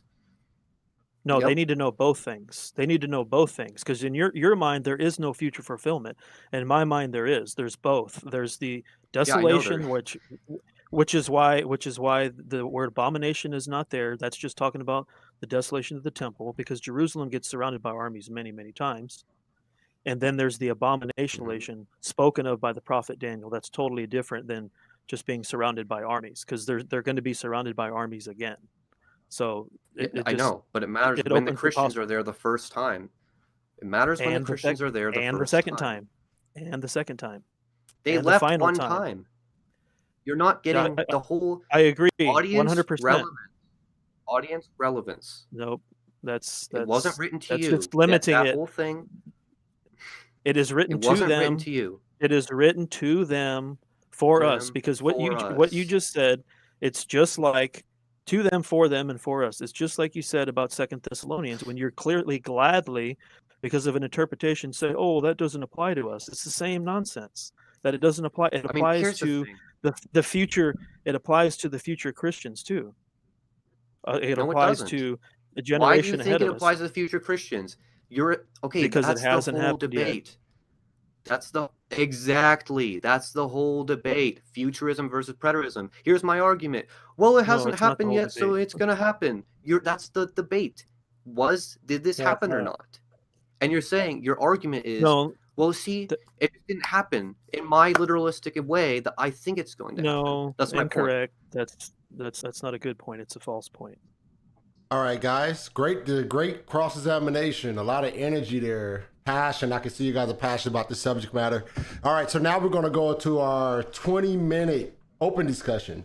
So I have some questions for you guys. And as I ask these questions, I will, allow you two to go ahead and go back and forth what you guys think about it. And then, then we'll be done with this whole cross-examination thing.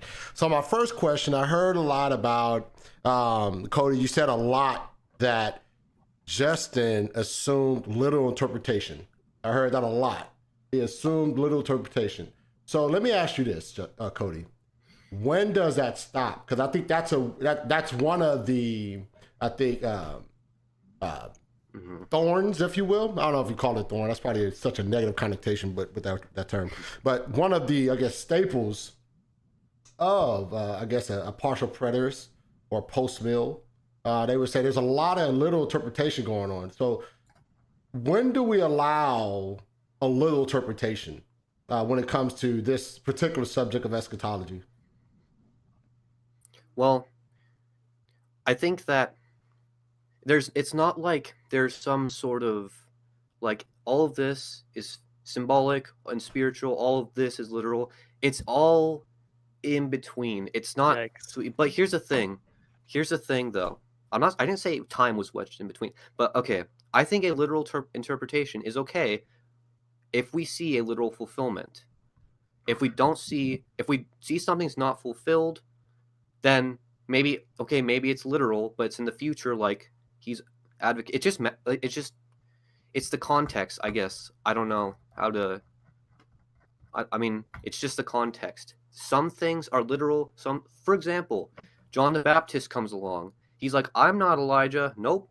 He's not. He's thinking probably a literal fulfillment. He's probably wrong on that. And then Jesus comes along and said, actually, that was Elijah in the spirit. Spiritual fulfillment of what you all thought was literal is a spiritual fulfillment if you can accept it. That's what he says. So what my brother's doing here is like, no, it has to be literal, literalistic. And I'm saying maybe there's a lot more apocalyptic symbolism going on here, and you're just not accepting it. That's my whole point. So, but it all matters on the ancient Near Eastern context of what Jesus talks about regarding prophecy. So when I don't want to get too deep, but like, let's say astronomy, that's not literal because he's quoting the Old Testament. What seems so obvious to us that the sun and moon will literally go dark, it was not obvious to them because they know their Bible so well. They know Isaiah to know the sun and moon aren't literally going to go dark. They know he's quoting poetry. So it's just, at the end of the day, just learn the Bible in an extreme context and audience relevance. That's like the ultimate answer in my opinion. All right, so Justen, when will when is there allowed for things to be not literal, where you allow sort of a metaphoric speech or sorry. Go ahead. Like he said, the context, and you have to establish it. Like the good one, which is a total thorn to this position, is when they saw Jesus ascending in a cloud. And the same way he went up is the same way he'll come back. I mean, if you don't take that literal, then what you have here is what, unfortunately, many do, and they just want to delete and erase the foundation so that way it can be open. That's the key. So that way it can be open, and then they'll take in, like he says of me. Oh, you're assuming. Then that allows them to take in their thing. And if you go against, let's take that one for instance. If you go against that very one, and the same way he went up is the same way. If you take the foundation out of that one, I believe that was literal. And don't allow, and don't. Literal. Okay, well, then literal fulfillment. 40 days later. Okay, but go ahead and finish your response, Justen. Yeah. Well, anyways, then if you take that one, then So then you would have, since it's segued, I guess let's finish that one. He's brought up something that I want to address, but if it's just answering that question, that's fine. I mean, you could go ahead and answer. If he brought up something Oh, that you want okay. to address, go Yeah, ahead and dig okay. into that a little bit. And I'll allow Okay. Cody to interact with whatever your Right, response right. is. Go for it. So he believes that happened 40 days later. So then who all saw him coming on the clouds? Was that either? I thought that was not literal. Him coming on the clouds of heaven with No, power and you're great glory. confusing two events. In Acts 1, and I really need to explain this point because this is crucial. This is the one thing I want anyone watching tonight to take out of this from anything I say. This is crucial. So there's Acts 1, the angels say, the same way you saw him go up into the sky, same way he's going to come back. What happens at Pentecost? What comes in the sky? What's there? It's God, Holy Spirit. God is in the sky. Now, when you say Revelation, every eye will see him, even those who pierced him. But here's the thing. Every eye will see him. Okay, now we're talking about back to Olivet Discourse. The Yahweh the Cloud Rider, ancient Near Eastern imagery. Like Michael Heiser, my favorite Bible scholar, he writes, Mine too. in the Yes. Ugaritic text, the god Baal is called the one who rides the clouds. In the Ugaritic Storm text, god. the description became an official title of Baal. To ancient people all over the Mediterranean, Israelite or not, the one who rides the clouds was a deity. His status was as a god was unquestioned. So when Jesus says to the high priest, "You will see the Son of Man coming on the clouds," to assume a literalistic interpretation is ridiculous. He's saying, "You will see me from." He's absolutely quoting Daniel 7:13. Which says, with the clouds of heaven, one like a son of man was coming, and he came up to the Ancient of Days and was presented before him. To him was given dominion, glory, and a kingdom. Jesus coming with the clouds is not supposed to be interpreted as the end of human history with a rapture or whatever. It's the beginning of messianic history. When Jesus comes on the clouds, that's him going to the Ancient of Days, not the ascension. It's him going to God the Father to receive what's rightfully his. He's not coming away In a from reverse heaven direction. to earth. In a reverse direction. No. He's Yeah, not that's going. what you're It's saying. not the ascension. No, I'm not saying it's from. I'm not saying he's going from earth When to he heaven. I'm not saying it's the ascension. No, when he descends is from what I understand from your point of view, when he descended, that's really him. When he says the same way you saw him go up, the same way you go down, is that him coming up, being presented to the Ancient of Days? No, that's Pentecost. That's Acts 2. When the Holy Spirit in the sky, mighty rushing wind, their angels are saying, "Hey, you guys sitting here, don't worry, it's going to be fulfilled." They don't give a time statement at all. Said in the same way you saw him go up, he's going to come back. What does Jesus say throughout the Gospels? He says, "I have to go and I'll prepare a place for you, and then I will send the Helper." Well, So when the angels are saying, Jesus, okay. he went up, he'll come back, it's the Holy Spirit. But So it Jesus was the coming on the same way, clouds.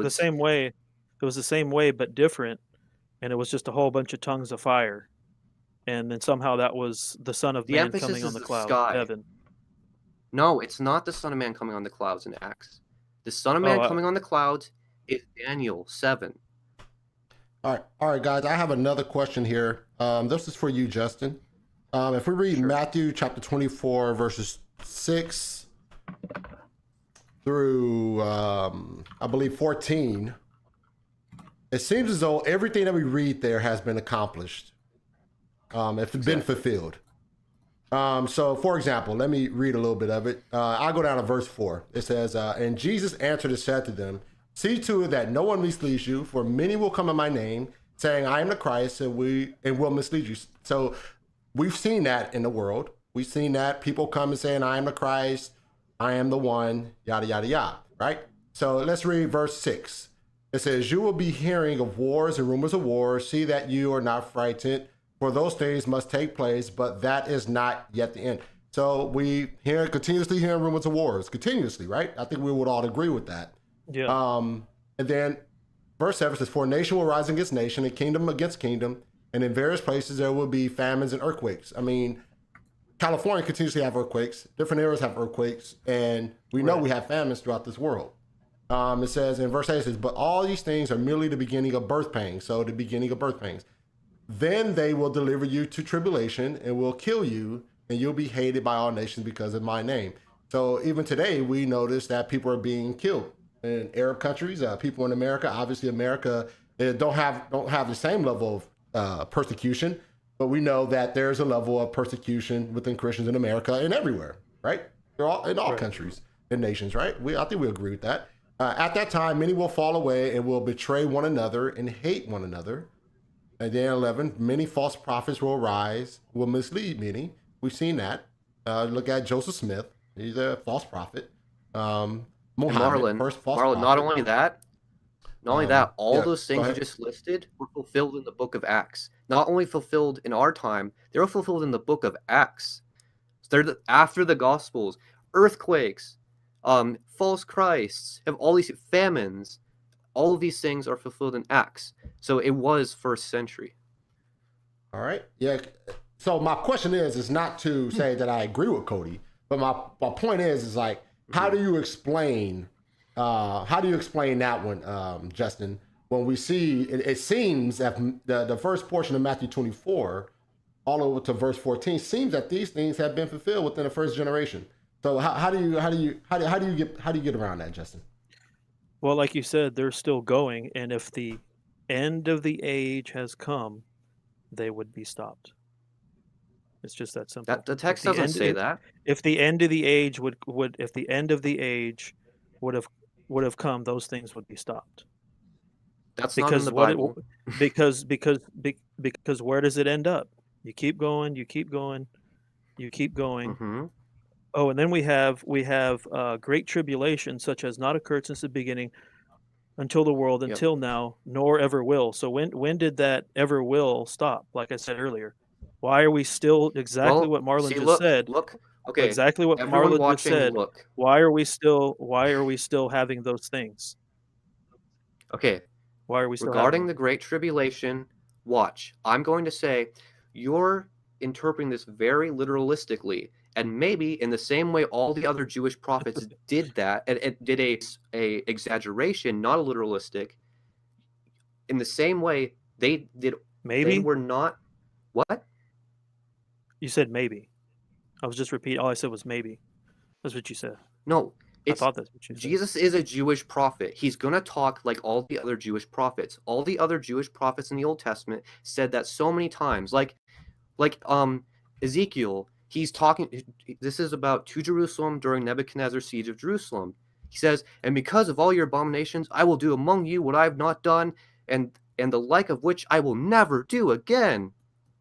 That's not true because it's an exaggeration. Jesus says there will be great tribulation over the land. Terrible way of eisegesis and dissecting the text. No, because it doesn't match your literalistic. No, it's not that. It's because you have to prove that exact thing, you should have that verse, you have that exact thing didn't happen again. That's the burden of proof is on you for saying that. No, not tribulation. Exactly what it says. Does it just say in your Ezekiel passage that you just said? Does it say tribulation? Does it leave it open to interpretation, or does it say was there not more exiles after that? What was that? Does it go to the thing? It was worse in Daniel's day. If it says that there will not be exiled anymore, does it say that there will no longer be an exile? It says. Does it say that? It says, I will do among you what I have not done, and the like of which I will never do again. This is exile. Which is what? Daniel, 2 Kings 2:5. This is Jerusalem during Nebuchadnezzar's siege of Jerusalem. All right, guys. I have another question. This is for you, Cody. All right, so we touched on the abomination desolation, right? If you don't mind, run through that one more time, and let's because it seems, and if we read, where is it at? Matthew. Let me go back to it. I'll lose it. Okay, Matthew chapter 24, verse 15. It says, "Therefore, when you see the abomination desolation, which was spoken of through Daniel, the prophet, standing in the holy place, let the reader understand. Then those who are in Judea must flee to the mountains. So the abomination desolation. Okay, so if we read over 2 Thessalonians to the church of Thessalonica, it says, let me go over there real quick. Make sure I have my question right.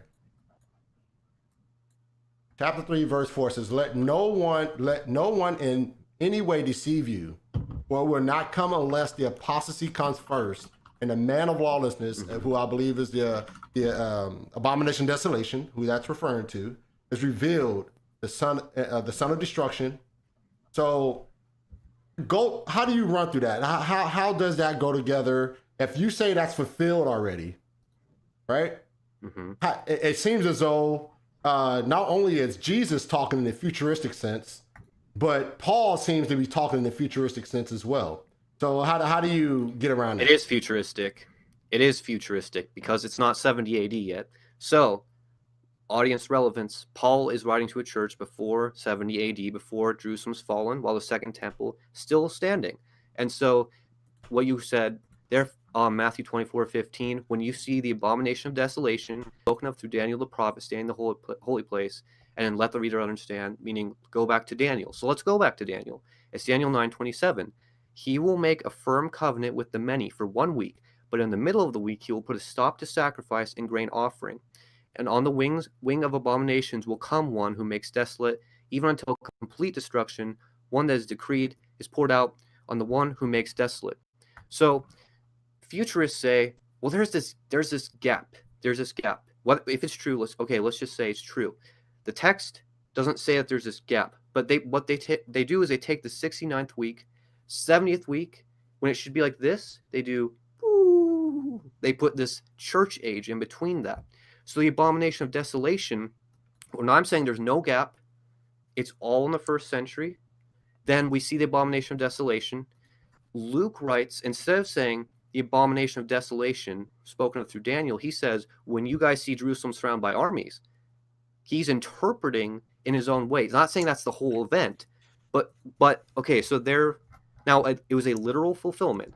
So when we actually read the writings of Josephus, we see there was a man named John Levi of Gishala, I don't know how to pronounce it. And Josephus writes how he took over the temple. He set himself up in the temple as a Jewish savior, looted the vessels of the temple for their gold, caused the daily animal sacrifices to cease. He also plundered the people, even burning their storehouses of food, causing the great famine that starved tens of thousands to death. He enlisted aid from, next thing. He killed, he worked with an army that killed 8,500 of the Jews, including the priests. And John Levi ultimately caused the temple to be destroyed. Without him, the temple might have been spared. So when Paul, and this is before 70 AD, when Paul writes, notice this local day of the Lord hasn't come yet because the man of lawlessness hasn't been revealed. He hasn't done this great abomination of desolation, which involves the Roman armies. He's saying the day of the Lord will come once those things happen. What I'm saying is the historian said those things happened, unintentionally fulfilling the whole thing. And there's no reason. I mean, I can understand if someone says that's not good enough for me. To me, I'm saying there's no reason to not say that's fulfillment, in my opinion. I guess a futurist might say, well, there's a double fulfillment. It was then, and it was there. It's not in the Bible. Maybe it's true. Fair enough. Okay, All right, so what are your thoughts on that, Justen? Well, it's just everything he just said, especially from what he just said at the start.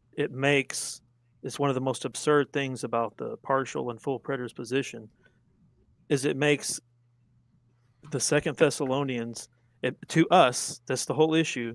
It makes it a history lesson. It literally makes it. It's just a history. It's just It's just a history lesson. It has this. I'm glad you admit it. It just literally makes. Is the Mosaic law to us? Was Leviticus it really written to us? That's a terrible Was way Levitical to try law written to us, or was that for different people in a different context? Cody, allow him to respond, and then I'll let you respond now. That's totally fallacious. There's no real comparison with that. That's just totally fallacious. Anyways, the fact of the matter is it makes 2 Thessalonians so much of the New Testament prophecy literally a history lesson, and he already admitted it. Mhm. So that's just one of the most absurd things. And as far as his what he was trying to expound on with the abomination of desolation, and futurists say there's this gap and all this stuff. Well, regardless, even from his perspective, there is still a gap, and that's the fullness of the Gentiles. And like I said earlier, you have the fullness of the Gentiles being completed in 37 years. So when we read in Romans 11, where Paul's talking about the Gentiles and Israel and all that takes place, that's just another history lesson. So, I mean, I don't have to convince him. I'm not really here to convince him, but it's just like these are things you really need to think about. It's just literally turning so much of the New Testament and its prophecy into history lessons. Maybe you can learn from it. I mean, it's not going to repeat itself again because it was already totally fulfilled in 70 AD. So it's just a history lesson. If that's a gamble you want to take, good luck. All right, we have about a minute left, Cody. If you want to get in and respond to Justen real quick, and we'll end it after that. Well, I think what we've seen tonight, though, is like this whole thing. Your arguments are they don't match my view. I think it's bad, and I'm not okay with it. And in my feel, I'm I'm not okay with interpreting you by my keep saying that feeling. because I'm not Could I? saying that about you. No. Well, of course you Well, can, let but I me just wanted to explain what you insert that, just. and you can do whatever you Let want. But him explain real quick, anyways, Justen. Okay. You can't say, I'm not going to take the text in context because then I would have to do my homework like it's a big history book. You can't do that. When I read Leviticus, Deuteronomy, Genesis, all the Old Testament, most of it, I'm saying this is a history book. Stuff's been fulfilled that you agree on. Isaiah 53 is fulfilled. So why, when we go back to it, it's just a history lesson. Why can't we do the same thing with the New Testament? Even in Acts, they're fulfilled. It's a history lesson. I hate that term. But that's like looking into the text with your feelings. Audience relevance, context, who oh my was this being gosh, written to? Who were the ones receiving it? What's the time that period, kind of culture, accusation language? is really getting old. It's nothing to do I'm with not my accusing feelings. you. I'm not using my feelings in any way, shape, or form. What I did in the You said beginning I in my don't want it to opening, be a history in lesson. in the beginning, what I'm doing, but why I'm saying that is a history lesson has nothing to do with my feelings. As I said in my opening statement, the Jewish-centered eschaton and the scriptures is Mhm. what I'm coming from. It has nothing to do with feelings. You're putting a Absolutely gap. nothing. You're putting a gap in Daniel. You're putting a gap between the 70th and Yes, 69th week because you're trying to exactly. make a Certainly. literal interpretation work. Yep. And No, I'm not you're okay trying. with that. You're very comfortable with this gap that's not in the text of thousands of years 100%. between these There numbers, is a gap. and It's you're called the comfortable fullness of with the the gap. Gentiles. Called the Okay. fullness of the Gentiles. And as I demonstrated earlier, Israel cannot still be in rebellion if this Jewish eschaton and this judgment has come. They would not still be in rebellion. If the times of the Gentiles fulfilled, as Paul exactly says, then all of Israel will be saved. The Is all of times Israel of the saved right now? Gentiles. No. No. Is all of Israel saved? No, they're not. They're still not saved and they're rebelling against him. Period. All Your right, guys. interpretation of That what has nothing to Israel. do with Yes. feelings. All Has right, nothing to do with feelings. that concludes our cross examination. Great discussion, guys. I love, like I said, I love the passion. It seems that you guys are really, really into this stuff. So now we're going to transition into the closing remarks, which be 10-minute closings. Audience, if you have any more questions, as you might remember throughout this debate, get them in. Make sure you put at the Gospel of Truth so I could sort of stand out, so it won't get mingled into the rest of the comments. So with that said, actually, Justen, you're up first for your 10-minute closing. Oh, okay. I didn't know. I thought I was last, but that's cool. It's not going to take 10 minutes. I wasn't sure how it was going to go. Maybe I would develop some more things I wanted to say to him, but I have right here. I have Revelation 1:7. Behold, he is coming with clouds, and every eye will see him, even those who pierced him, and all the tribes of the earth will mourn over him. So it is to be. Amen. Is Josephus' claim of him and others seeing Jesus and his armies of the clouds enough? No, it's not. Absolutely not. The second coming of Christ is very unlike his first coming in the fact that it will be the culmination of human history with the most glorious and public event in all of the Bible, not an erroneous appearing documented by two historians and whoever Josephus says the other people that saw it. By the time Jesus ascends, only witnessed by an unknown number of those in the towns at that time in Israel. Most, including the disciples, did not know what all he would do and accomplish. It was hidden from them and was veiled from them, and even his enemies. Otherwise, they would not have crucified the Lord of glory. However, Jesus' second coming is described in stark contrast as every eye seeing him and coming with power and great glory. For just as lightning comes from the east and from the west, or east and flashes even to the west, so will the coming of the Son of Man be. With nations even wailing on account of him. This simply does not follow the full, and this is the whole heart of my argument, which if we had another me and him had another discussion simply just about eschatology, and then I could fill in, which I let him off the hook, but what he was saying was my feelings and my assumptions and all that stuff. I assure you I'm not, and you can test me on it. Someone can test me, maybe in the questions. I'm not coming from my feelings, but the full eschatological judgment, i.e., the day of the Lord, like we talked about in 2 Thessalonians and Jesus' return, it makes it not possible or plausible that it already happened. Being a centrally Jewish issue, ironically, it is the proper understanding of Jewish eschatology which Josephus himself was totally wrong about. And no offense to Calvinists out there, I'm just using this as an analogy. Just like the Calvinists say, it all depends on election, predestined, and God hardening hearts. It's the same thing with the preterists and the full preterists, saying it all comes down to this generation and the time statements. The main one. Those are red flags. See what I'm telling you is what was misunderstood, and maybe some people believe he believes that's fine. Is circular reasoning is actually what he called backloading and bringing it back into the thing. That's not backloading. Those things are first. You get to understand in context. I've been following the ancient Near Eastern context, and Michael Heiser, just like he says, you get your Michael Heiser would disagree with him, by the way. You get all of the stuff about Israel and what they're about and their eschaton. Like that's why I keep asking about the throne of David and how there's going to be none of them left when the end of the age is complete. You get all that stuff first, then you read the Matthew 24 and what Jesus is saying and all that stuff. You don't read Matthew 24, then start saying, oh, well, this generation is this and this and that. But all the other stuff that you're saying is just circular reasoning that you're bringing into it. No, it's not circular reasoning. So anyways, it's a red flag. When you see stuff like that hanging on just this one little definition, oh, like, this generation and stuff, it's totally a red flag because it's, and then you have the tactic. Okay, well, you bring up some good points. Oh, that was just spiritual. Oh, well, that's not literal. And oh, it's not literal. And then you just get to go around wherever you want according to your view and say, oh, well, that's not literal, and whatever other methods you try. So this depends on the Jewish-centered, like I said, in Jewish-dependent eschaton. This generation is the rebellious house of Israel, spoken from Moses up through the prophets and summarized by Stephen in Acts, and Paul in Romans 1. And that's it.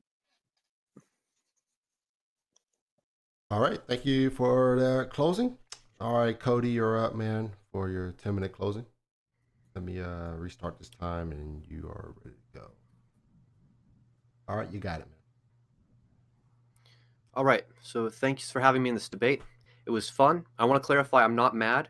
The reason I'm so passionate and have so much energy is because this is my favorite topic of them all. So I hope this debate was beneficial for Justen as well as the audience watching. So the Olivet Discourse of Matthew 24, Mark 13, and Luke 21 is a very troublesome text for futurists, and I believe Justen already demonstrated that for us tonight.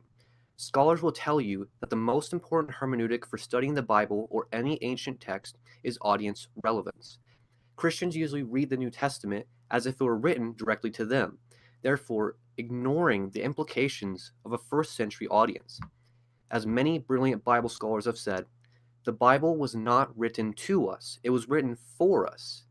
Once we began to read the New Testament with the mindset of a first century Jew or Christian, then the eschatological time statements are no longer seemingly deceptive, but mean exactly what they plainly state. This generation won't pass away until all these things take place.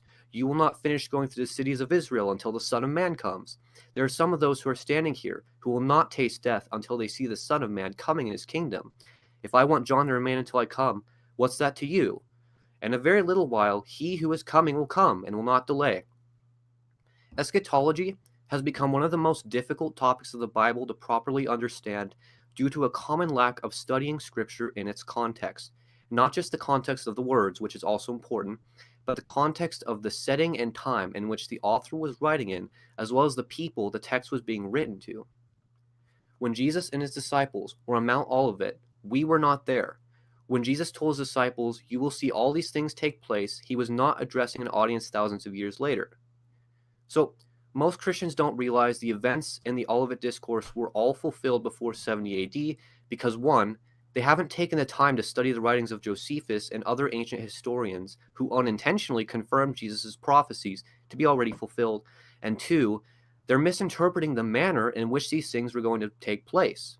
With all the undeniable first century time statements Jesus and the apostles gave about the nearness of the Lord's second coming, we shouldn't just brush those off and say they're merely figurative, making them utterly pointless to write at all.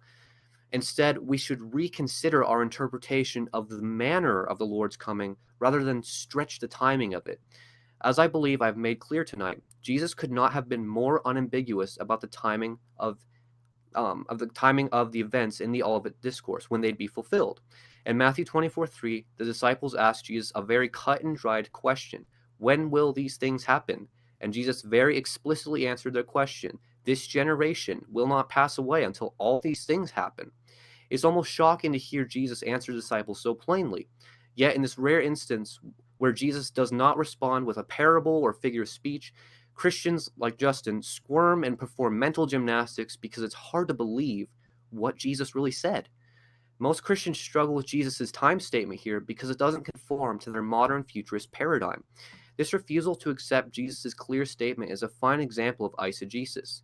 Futurists are committing a hermeneutical fallacy by backreading their preconceived beliefs about eschatology into Scripture rather than exegetically reading sound eschatology out of Scripture. So long story short, preterism, partial preterism, is the only view of eschatology that biblically holds water and stands the test of time. But at the end of the day, what matters most is the gospel itself, which is the good news of Jesus Christ, the message of the one who saved my life. The Apostle John wrote, "For this is how God loved the world. He gave his unique Son so that everyone who believes in him might not be lost, but have eternal life, because God sent the Son into the world, not to condemn the world, but that the world might be saved through him." So God bless you all, and thanks, Marlon. This was great. And thanks, Justen. Thank you, guys. All right, thank you guys as well, man. Great debate, awesome debate. Y'all ain't done yet, man. Y'all ain't escaping these questions the audience have for you, so get ready for those questions, man. So we go jump into this, and audience, if you ain't got your questions in, man, too late. We're gonna go through them now. We're not looking back no more. So I gotta get my super chats in. So Mr. Robert Rowe, always hooking a brother up with some super chats, man. Good looking out. So this question is for, I'm not even sure. Come on, Robert, you got to follow the directions, man. I gave clear directions in the comments on how to phrase these questions. So it says, Luke says, you see Jerusalem being surrounded by armies. You will know this is a desolation is near. Vespasian and Titus fortified all places around Jerusalem. Josephus Wars 491. I'm not sure who that question's for. I'll leave it to you, Cody. But go for it. Hi, Rob. I love you, brother. So this is exactly that. Like, Rob gets it. All these things that were prophesied, when you see Jerusalem surrounded by armies, that's fulfilled in Josephus's writings. That's the whole point. So Rob's just trying to make it clear here. I don't know if it is a question, but he's just saying there's fulfillment, and we can't just say, well, yeah, but I want it to be in the future. Not saying you're saying that, Justen, but we can't say I want it to be in the future.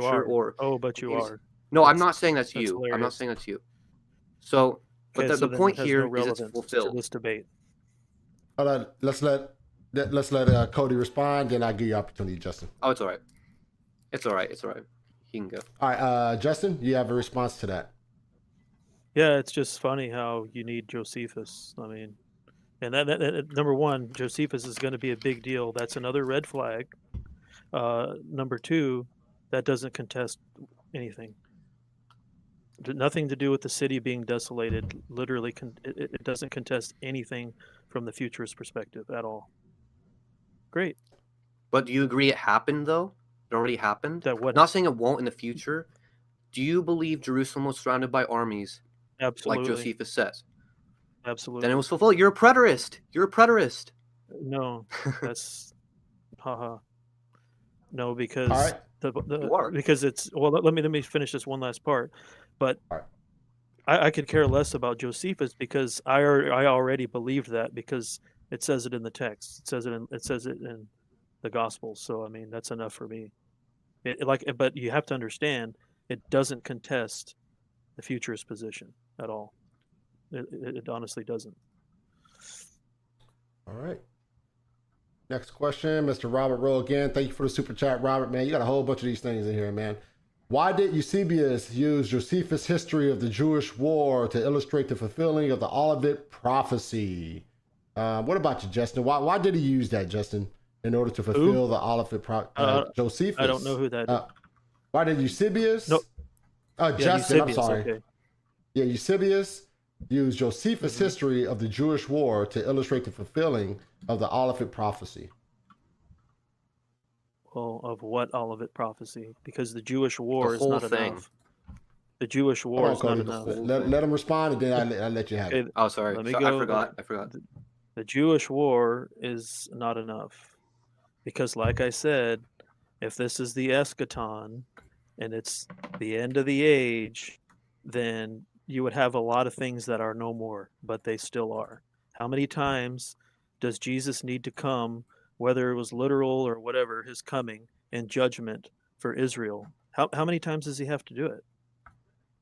How many times is if this was the like I said in the beginning, this is very, very bad because it totally casts off Israel, which Paul directly warns not to happen. Why? How many judgments do they need to have? How many? Eschaton means end of the age. How many end of the age judgments does Israel need? That's what I would like to know. All right. Oh, is that Was the Holocaust enough? Because 70 AD wasn't.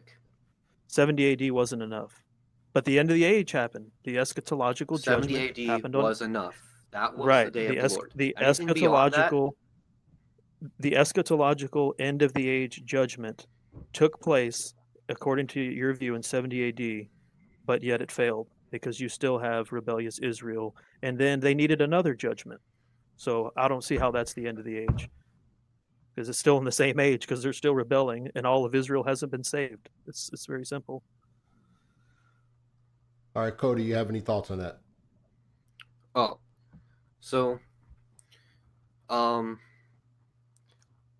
don't think anything beyond Israel's judgment has anything to do with, like the Holocaust. I don't think that was had anything to do with Israel being judged. I don't look at it that way. I think it was horrible, but I don't see that as being like a biblical prophecy thing. But that's all I really have to say. Either do I. All right. Another one for Robert Rowe. Thank you for the super chat, Robert. Luke 21:24 prophesies the 70 AD destruction. Notice the first century temple in verses 5 through 7 and the generation in verses 32.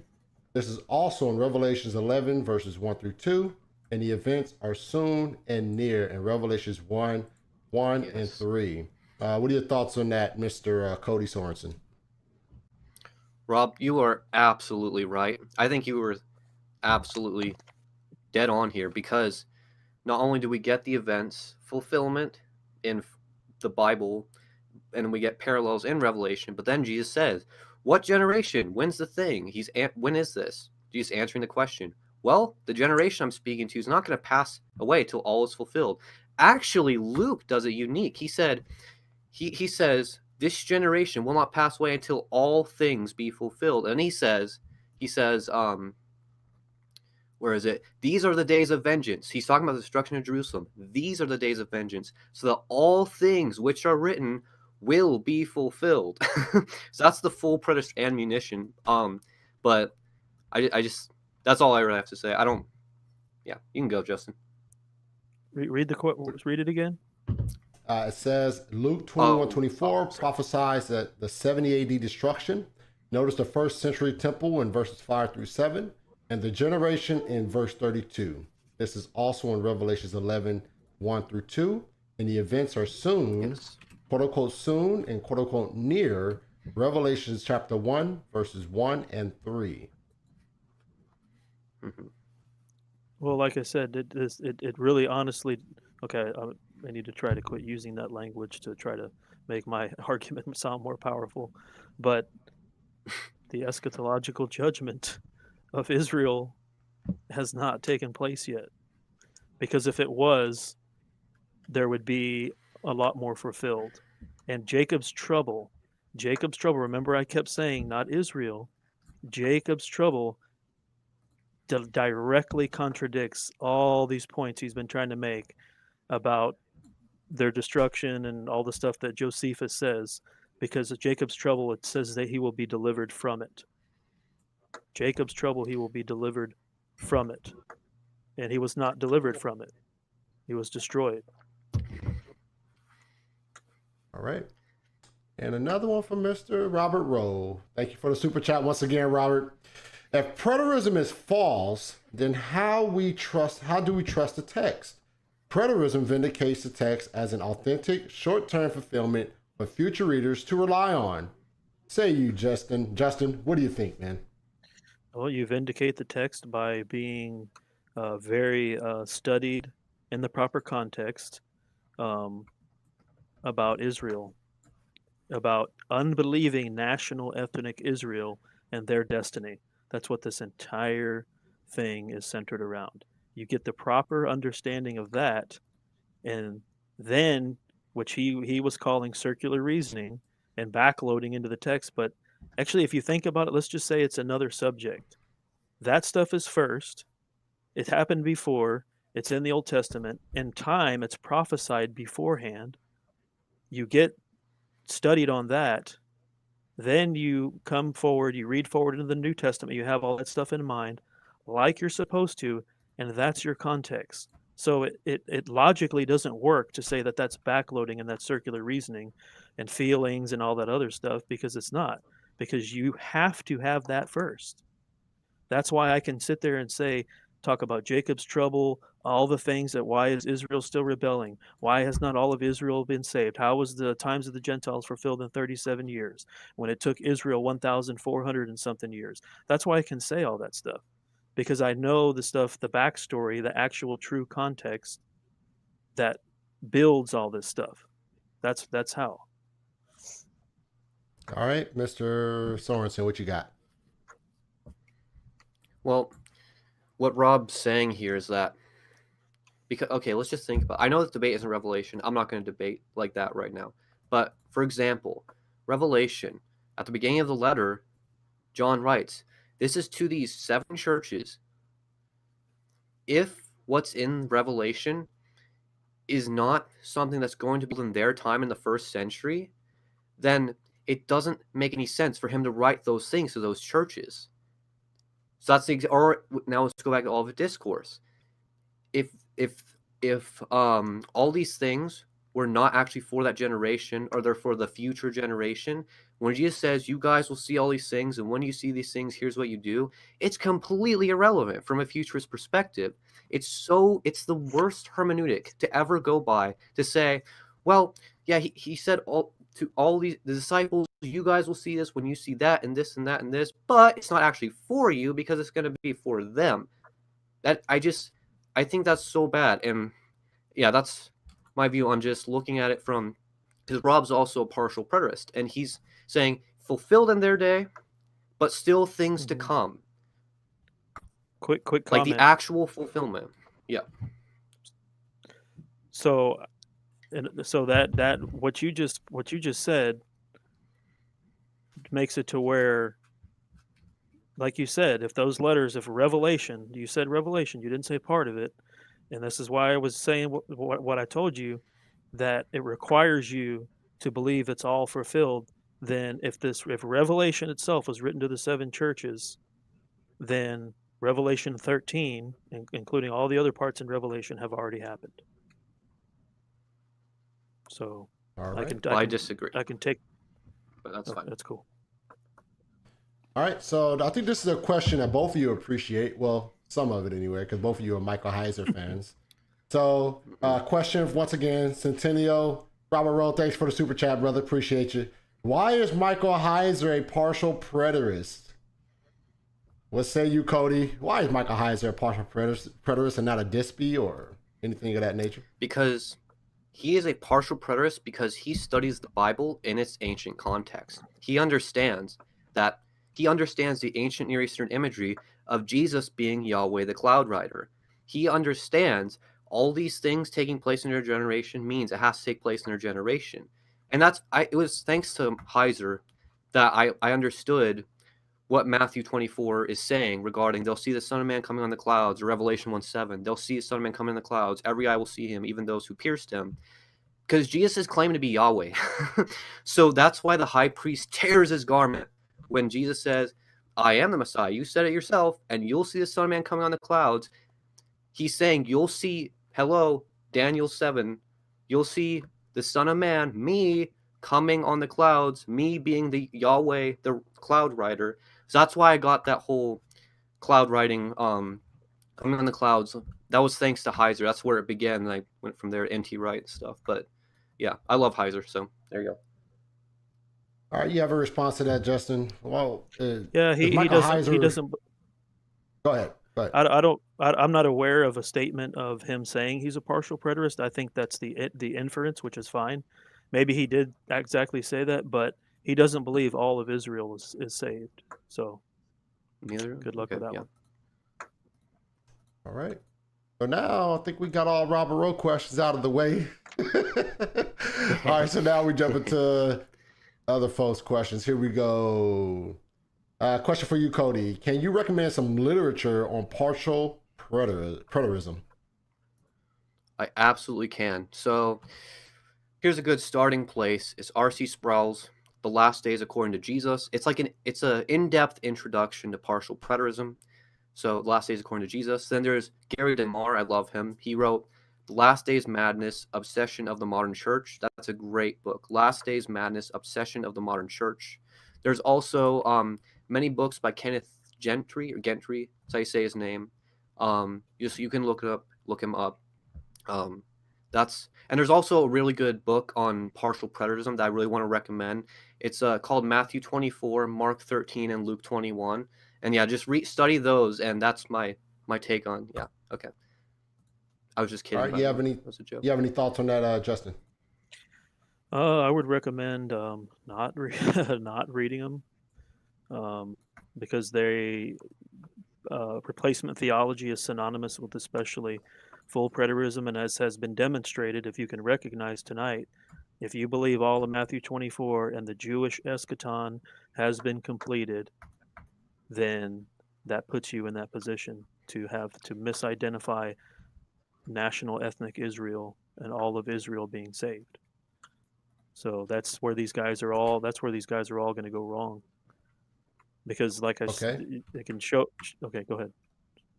No, keep going. I thought you were done. Sorry about that. Oh, I was just going to, that's why, especially when I did in the beginning, there's so many things from the Old Testament that have not been completed, and there's no rationalizing of anybody is going to change that. Now the question is, can you demonstrate that? And I've done it somewhat, but like I said, we could do a part 2 or whatever discussion. I think I'm going to have that one with the guy who's a full preterist, November. Maybe you can get it from that. But there's just so many things that are centered around Jewish national ethnic Israel, and this is all cast out. It has to be cast out. from this position. All right. All right, this question's for you, Justin. From Question who? for Justin. There are two kinds of preterists, full or partial. Is it true that a partial preterist is also some kind of futurist? I.e., I'm a partial preterist and a amillennialist. Amillennialist. Can you say that 5 times fast? Yeah. I think they can, it depends. I think they can be, but most it depends what people aren't understanding, not everybody, is that when you believe certain things, which is why I have that knowledge of Israel and the Old Testament prophecies about him and all that kind of stuff, it forces you back to that. So once what they're not realizing is that if you believe, like Cody does, that all of Matthew 24, then these things, you can't separate them. You can try, you can say whatever you want, but you can't separate them. There are things that are tied to the Jewish end of the age. For example, like when he said, oh, well, it's not literal that the Son of Man will send forth his angels and he'll gather from his kingdom all things that offend, the stumbling blocks, and those who cause lawlessness. I said and, that is literal. Oh, It okay. says your Well, translation. Angels should be messengers. They're gospel preachers gathering up disciples. no. You said that. No, you said that about gathering of the elect. You didn't say that about that part. So either way, but the point doesn't matter. Well, the point is, It's fine. I'll give you that. Yeah, I'll give you that. The point of that though is that even if they're messengers, they gather. Not we're not talking about the elect. They gather all the stumbling blocks and those who commit lawlessness and offense, and they get rid of them. That's synonymous with the end of the age. The fact is, those people are still here and are still all around. So the end of the age has not come. The harvest of the earth is not ripe. The wheat and the tares will grow together until the harvest of the earth is ripe. Well, if you haven't noticed, the harvest of the earth, number one, is not only not ripe, but the next age after the eschaton has those people not being here. The righteous, the meek, will inherit the earth. It's the wicked. But none who of are that's in the cast, Olivet Discourse. That's my point. The wicked. It doesn't matter. It's part of. Yes, it does. It's That's part. the debate. No, it does not. It's part of that. It's inseparable. It's inseparable. Okay. Let me prove it real quick. Let me prove it. Like what I just said. You just said it's not in the Olivet Discourse. But he says at the end of the age, the angels, which you just affirmed by saying, oh, well, I said that those are messengers. So you just affirmed it, that they're going to come. The angels, when Jesus comes on the clouds, when Jesus says, you'll see the Son of Man coming in the clouds, meaning reigning as Messiah in heaven, right? Send forth messengers, gospel preachers, not the same thing as the angels. Okay, so are you recanting? Okay, so you're recanting on their. No, it's not like taking anything away from you. I'm just trying to understand, because you did say that at first, and I'm the one who said no, you said that was about gathering the elect from the four winds, and that's why I questioned that, because when I said, well, maybe we're confusing two passages. Right, you know what I mean? Maybe we're confusing. Right. I mean, no offense, but I'm not. I'm talking about, he said at the end of the age. Let me just find it. At the end of the Old Covenant age. At the end of the Old Covenant age. No, it doesn't say. It doesn't. No, please don't insert something. Well, it says end of the age. I know. Right. No, that's my interpretation. Okay, guys. It says the end of the age. Let's get. Let's get to the next questions, because we have a whole bunch of questions here, and so to try to get these questions a little quicker, let's try to make our responses a little bit shorter, you guys. So we can drill through these questions. So next question is for you, Cody, and here we go. It says, how are you consistent if in 1 Thessalonians 4:13 through 18 the audience is first century Christians using words such as we, comfort one another, we, them, you? Wait, I guess, how am I consistent? I think I understand what he's saying. I think I understand possibly what he might be asking. Why is he using, but possibly, why is he using we, them, you to a single audience instead of just saying you? Maybe, I don't know. Because the letters not to everybody. I mean, it's for everybody. It was to a specific church. So he's obviously talking about them. I assume everyone agrees with that. I'm not saying it doesn't apply to us. I'm saying sometimes it can. But I'm saying specifically when we're talking about eschatology, I think it's different. It's a whole different thing. There's actual time periods when people see things, so it's a specific group. When Paul says we love one another, Christ loves us, I mean, yeah, that's everybody, obviously. What's the passage? I can't read it on my screen. 1 Thessalonians chapter 4, verse 13 through 18. Oh, yeah. Let's see. Oh, that's the one, that's the resurrection passage and all that kind of stuff. Say to you, but I'm just trying to just read it real quick. I think it's necessary for me to try to respond to it. Oh, I agree that's future, by the way. Yeah, I'm good with not saying anything on that one. All right. So next question is for you, Justin. Let me get one for you. All right, question for Justin. What do you do with Matthew chapter 10, verse 23, where Christ says you will not go through all Israel before he comes? He came after he ascended to the Father. He came back and he said, all authority in heaven and on earth has been given to me, which we all know he didn't have before. Now he has it because it is finished.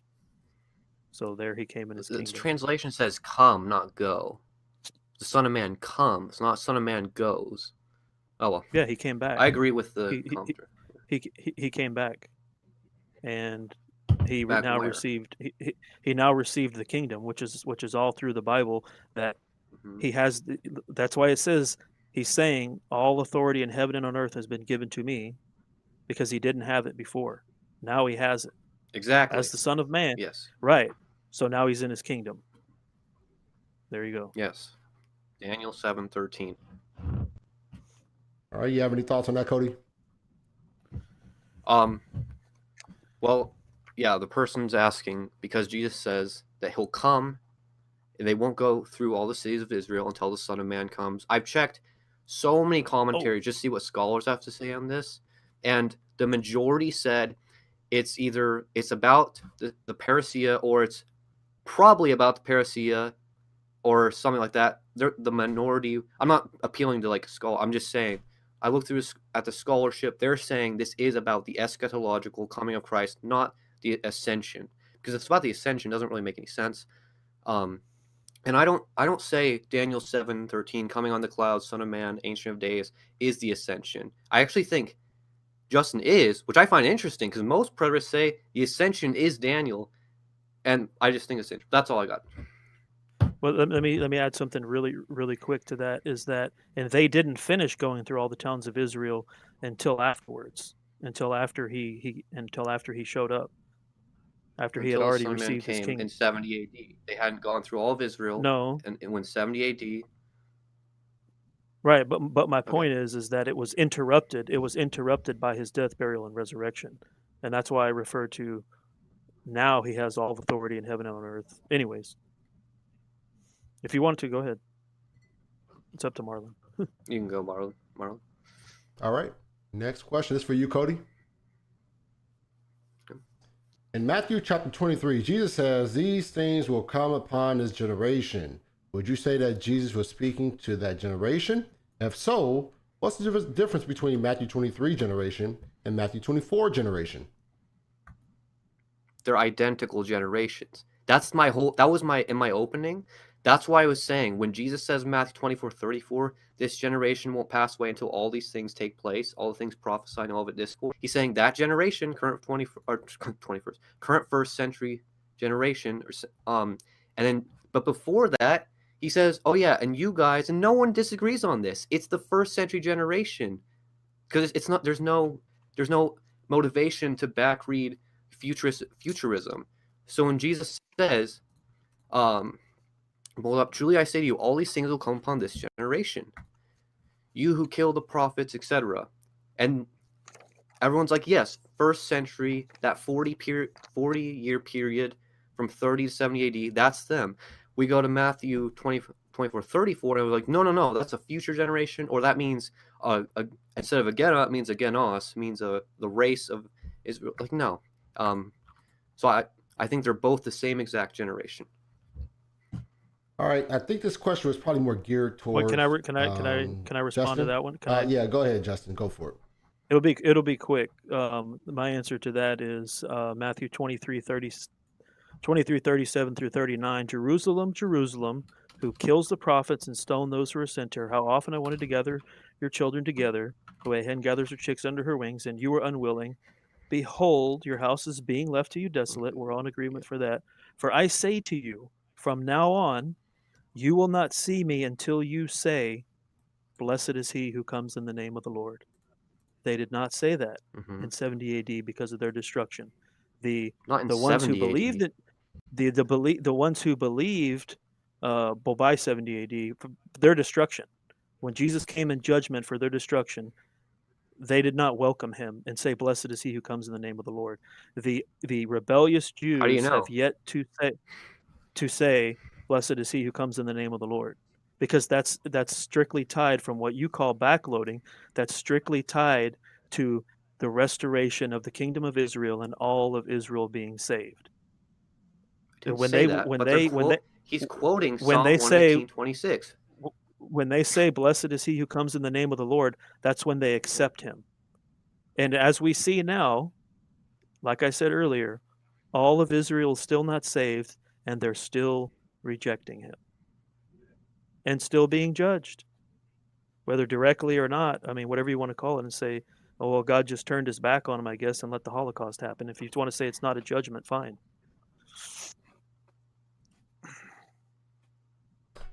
All right. Let me see. Look at these other questions real quick.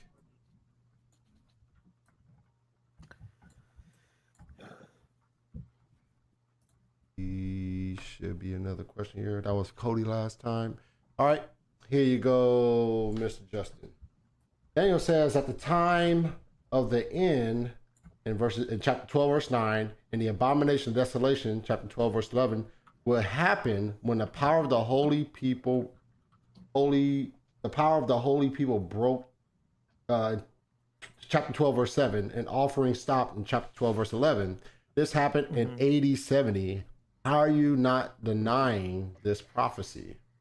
Because as we see now, the power of if Jesus came in judgment by, or whatever you by or for, in 70 AD, the judgment of Israel, then his and Cody's position forces them to the people that Daniel's talking about to be totally broken, because that's what David is assuming, right? Is that the power of these people was totally broken, right? If the power of these people was broken, why is it still not broken? Why are they still rebelling? Why like I said earlier, that didn't work, because you have 1.1 million, according to Josephus, killed, and in the Holocaust you have 6 million. They haven't been, number one, that shows that they haven't been broken. Number two, it shows that they're still rebellion. That's what it means. What's funny is, according to them, that their power is broken. Well, guess what? They're still rebelling and still saying, we don't need you, Jesus. That's what they're still saying literally right now. Your interpretation of who Israel is still rebelling, yes. Huh? Exactly. So the power of the people, it hasn't been broken yet, or else they would not be rebelling, which you're failing to acknowledge. Your interpretation of who the people is. All of Israel is not saved yet. Okay. Your interpretation of who Israel is not saved yet. That's what I'm making my point. We have two different interpretations on what Israel is. That's my whole point. Right. Well, your point. We can go into it if you want. Israel is correct. No. We don't have time. No, but it is correct, though. According to Paul in Romans 11, it is correct, because they're enemies of the gospel. Okay. They're enemies of the gospel. Yeah. That's what he says. Yeah. All right. Robert Rowe jumped back in here and gave another super chat. So this for you, Justin. Thank you, Robert. Appreciate you. Justin, why did Paul quote Leviticus chapter 26 and 12 in 2 Corinthians 6:16 about how he views the church as Israel and the temple, if there's no such thing as quote unquote replacement? I don't really understand what he's Exactly. saying. Can you say that? I Exactly can what? clarify if you want. So can I Okay, go ahead. clarify for you, Justin? Okay, Yes, that would Rob's help, saying. please. Okay, so Rob's saying that in 2 Corinthians 6, Paul is going back to Leviticus when Leviticus was in the context of just Israel. Paul's using that and applying it to Christians. In other words, logically, you conclude the Christians are part of that branch, are grafted in. It's the same thing. So Yep. for you to say Israel hasn't like they're still hardened in the heart, that's misunderstanding what is Israel. And then No, it's not. he quotes, "I will No, dwell it's in not. them and walk among them." Okay, that's fine. Wrong. Because guess why? Okay. Because that hasn't happened yet. And according to Okay. Paul, according to Paul, in Romans 11, which contradicts what y'all just said, that the fullness of the Gentiles has to come in, and it says that they're the enemies of the gospel, right? I think I misplaced it. Sorry, let me find it. Where is it? There we go. That's the wrong one. Sorry, just give me a second. Oh, okay, here we go. Sorry. Thank you. For the standpoint of the gospel, they are enemies for your sake. But from the standpoint of God's choice, they are beloved for the sake of the fathers. For the gifts and the callings of God are irrevocable. So that they're still existing, because that's still what they're doing right now. They're still enemies of the gospel. To this very day, you can't deny that they're still enemies of the gospel.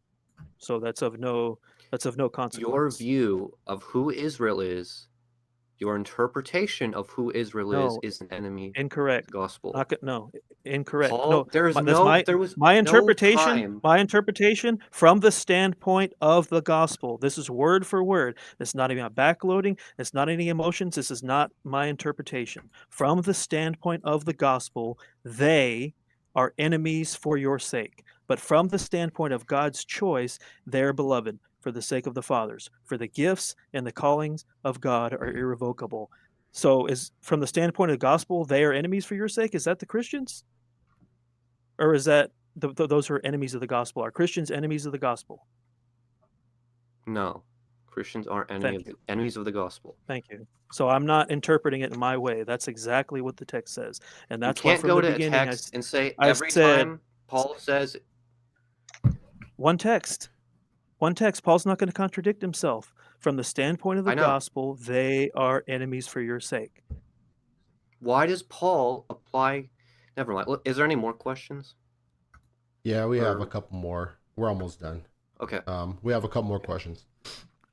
All right, so last one's for Justin. Let me see if I can find one. All right, question for the gospel. Can either debater acknowledge that there was a very eager expectation and a very eager anticipation of the promised return of Jesus among those who read and heard from the apostles in the first century? Yes or no? And depending on your answer, follow up the question: was God messing with those persons? If yes, I'll go. I guess I'll go first, since I already spoke up. Okay. No, I definitely agree with that, and it's just the same thing as how that, just like in Acts 1:6, when they said, "Is that at this time you will restore?" So this claim that God is merciful, well, that's why Jesus said, "It's not for you to know the times and the seasons set by the Father." So it's not for you to know. So you got to be careful with saying, "Was God messing with people?" But yet He just said, for regard to times and seasons, it's not for you to know. They didn't understand it. I mean, it's that simple. He's not messing with them. It's just there's a whole bunch in there, like, which they didn't understand, and they should have, like the fullness of the Gentiles coming in for that to take place. So that wasn't in their equation. all right, Cody, what are your thoughts? So first century Christians were absolutely expecting the second coming in their own lifetime. Not only the Christians, but the scoffers. Because before 70 AD, Peter writes to the churches that there's people going around saying, Christianity is wrong because Jesus hasn't come yet in these 20, 30 years. They're expecting it so soon. That's why it's that if we think audience relevance in their context, we think through the mindset of a first century Christian, this proves that all these time statements of the Lord's near, he's right at the door, he's coming soon, quickly, they're interpreting that literally because the skeptics, the scoffers are coming along saying, why hasn't he come already? So they're not doing this whole like, oh, it's just God telling time prophetically, blah, blah, blah. They're expecting the coming as the second coming of the Lord, Parousia, then in their time period, because of the people coming along saying, why hasn't he come yet? Since the Father's still asleep, all things continue as they do from the beginning of creation. Anyways, we can go on. So we'll follow up real quick. Parousia. So, but yet, what parousia of Jesus was fulfilled? What presence of Jesus was fulfilled by that time? I just don't understand that, because it would have to be very, very limited, since only a certain amount of people saw it, and maybe it was spiritual and not literal and all that other stuff. So I don't understand how his presence was fulfilled. The second coming was a judgment coming. It was the day of the Lord. In the same way. Okay, what's the title? The Parousia fulfilled by 70 AD. Parousia fulfilled by 70 AD in the title. Let me explain. If you were an Old Testament Jewish prophet, for example, look here.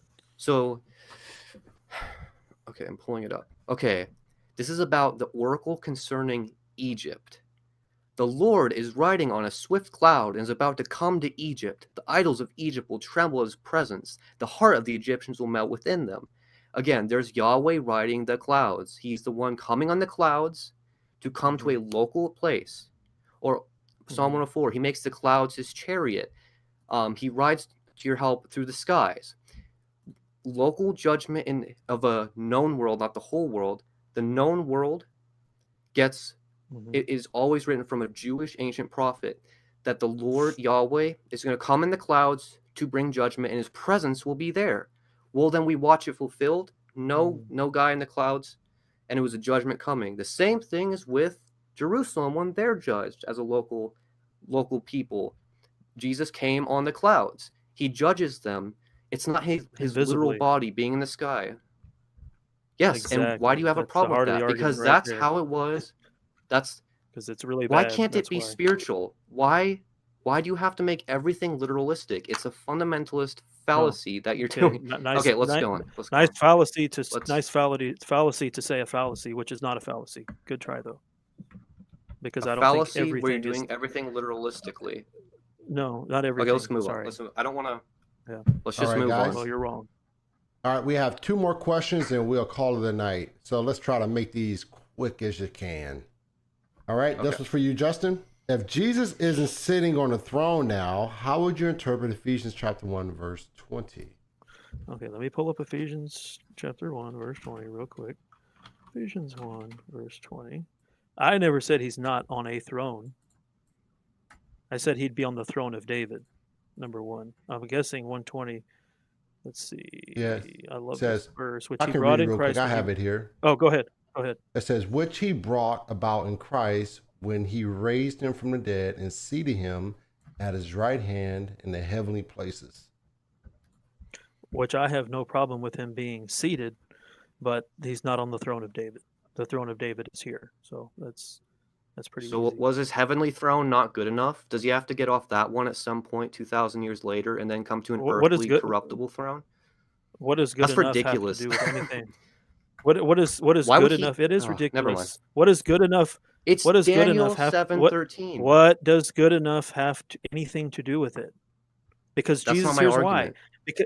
Because here's why. Because the whole point, which is summed up in Revelation 21, is behold, the tabernacle or dwelling of God is with men. So he's going to come back, which totally destroys this argument. He's going to be here in the next age. And like why I keep saying, all those who commit lawlessness, stumbling blocks, and all that aren't going. They're going to be cast off of the earth. So you saying it's corruptible? There's just so much wrong with that. That's another false logical thing to say that because Jesus' throne is here, it's corruptible, as if he doesn't have the power to keep it from I don't being mean corruptible. corruptible. I mean That's what you corruptible in the said. sense that it's physical. Here's the thing. Right. Here's the There thing. you I should've go. said No, no, no, no, corruptible. no, You're no, right. no. There you go. Physical. What? I'm No, let glad me you speak. said that. I'm glad you spilled the Let beans on me physical speak. being on physical. Let me just finish this one part. I'm glad you spilled the No, beans no, on I it want being to talk. I want to talk. physical being This is physical ridiculous. being Let me talk. physical being corruptible. Hold Physical on. being corruptible. Physical being Okay. corruptible. Thank you. All right, go Okay. ahead, Cody. Daniel 7:13. Behold, with the clouds of heaven, one like a son of man was coming, came up to the Ancient of Days, was presented before him. To him was given dominion, glory, and a kingdom. Justen agrees this is something that already happened, and it was a spiritual thing in the heavenly places that we can't see. Given dominion, glory, and a kingdom, all peoples, nations, and men, every language might serve him. His dominion is an everlasting dominion which will not pass away, and his kingdom is one which will not be destroyed. I don't see a temple about David there on the physical earth, but maybe. Anyways, let's just Right, keep because going. it's other Last places in the question, I Bible. think. That's why. It's No? other places in Okay. the Bible. That's why. Okay. All right. It is. Here is our final question of the night, and it has a verse associated with it. I'll read the verse. So it says, question for futurist. Why does John in Revelation 1:9 say that he is our brother in the tribulation and in the kingdom? Doesn't that presuppose that John lived in both the kingdom and through the tribulation? So I can read the verse real quick. He sort of hit the points of what he wanted to emphasize on.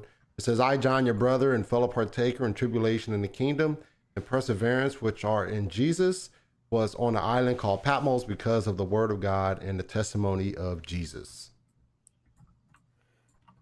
I, John, your brother, fellow partaker in the tribulation and kingdom and perseverance, which are in Jesus. Exactly. So there's no problem with Boom. that. There you go. No, it's not boom, there you go, because your boom, there you go, doesn't take away all He's the in other stuff. So tribulation. you can. He's in the kingdom, and it's Right. all in the first century, baby. So there you go. All right. Yeah, and like Marlon himself said, there's tribulation up to now. There was tribulation before that. So there's another fallacy to correct. try to lock tribulation into before 70 AD. Ain't gonna happen.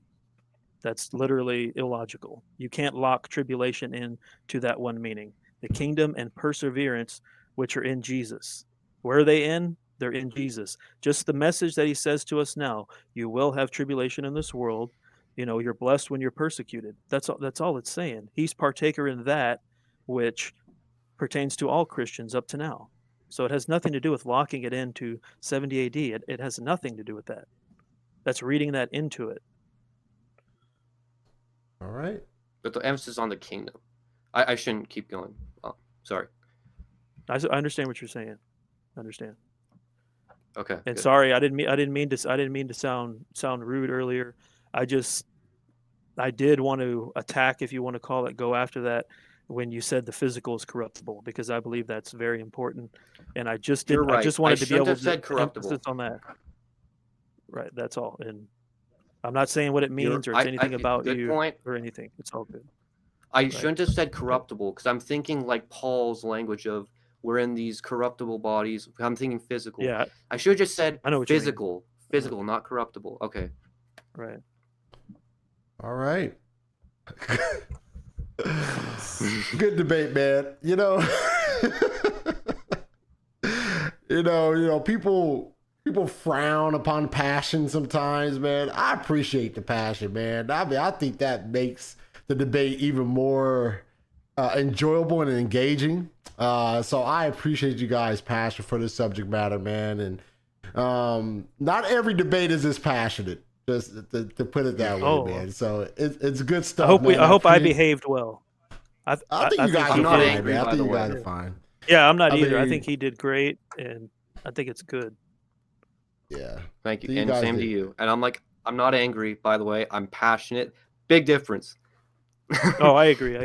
And I apologize for not, which he kind of convicted me. I mean, I don't feel like I'm this terrible person, but the way he thanked you and thanked everybody, I was just so, I just didn't think about that.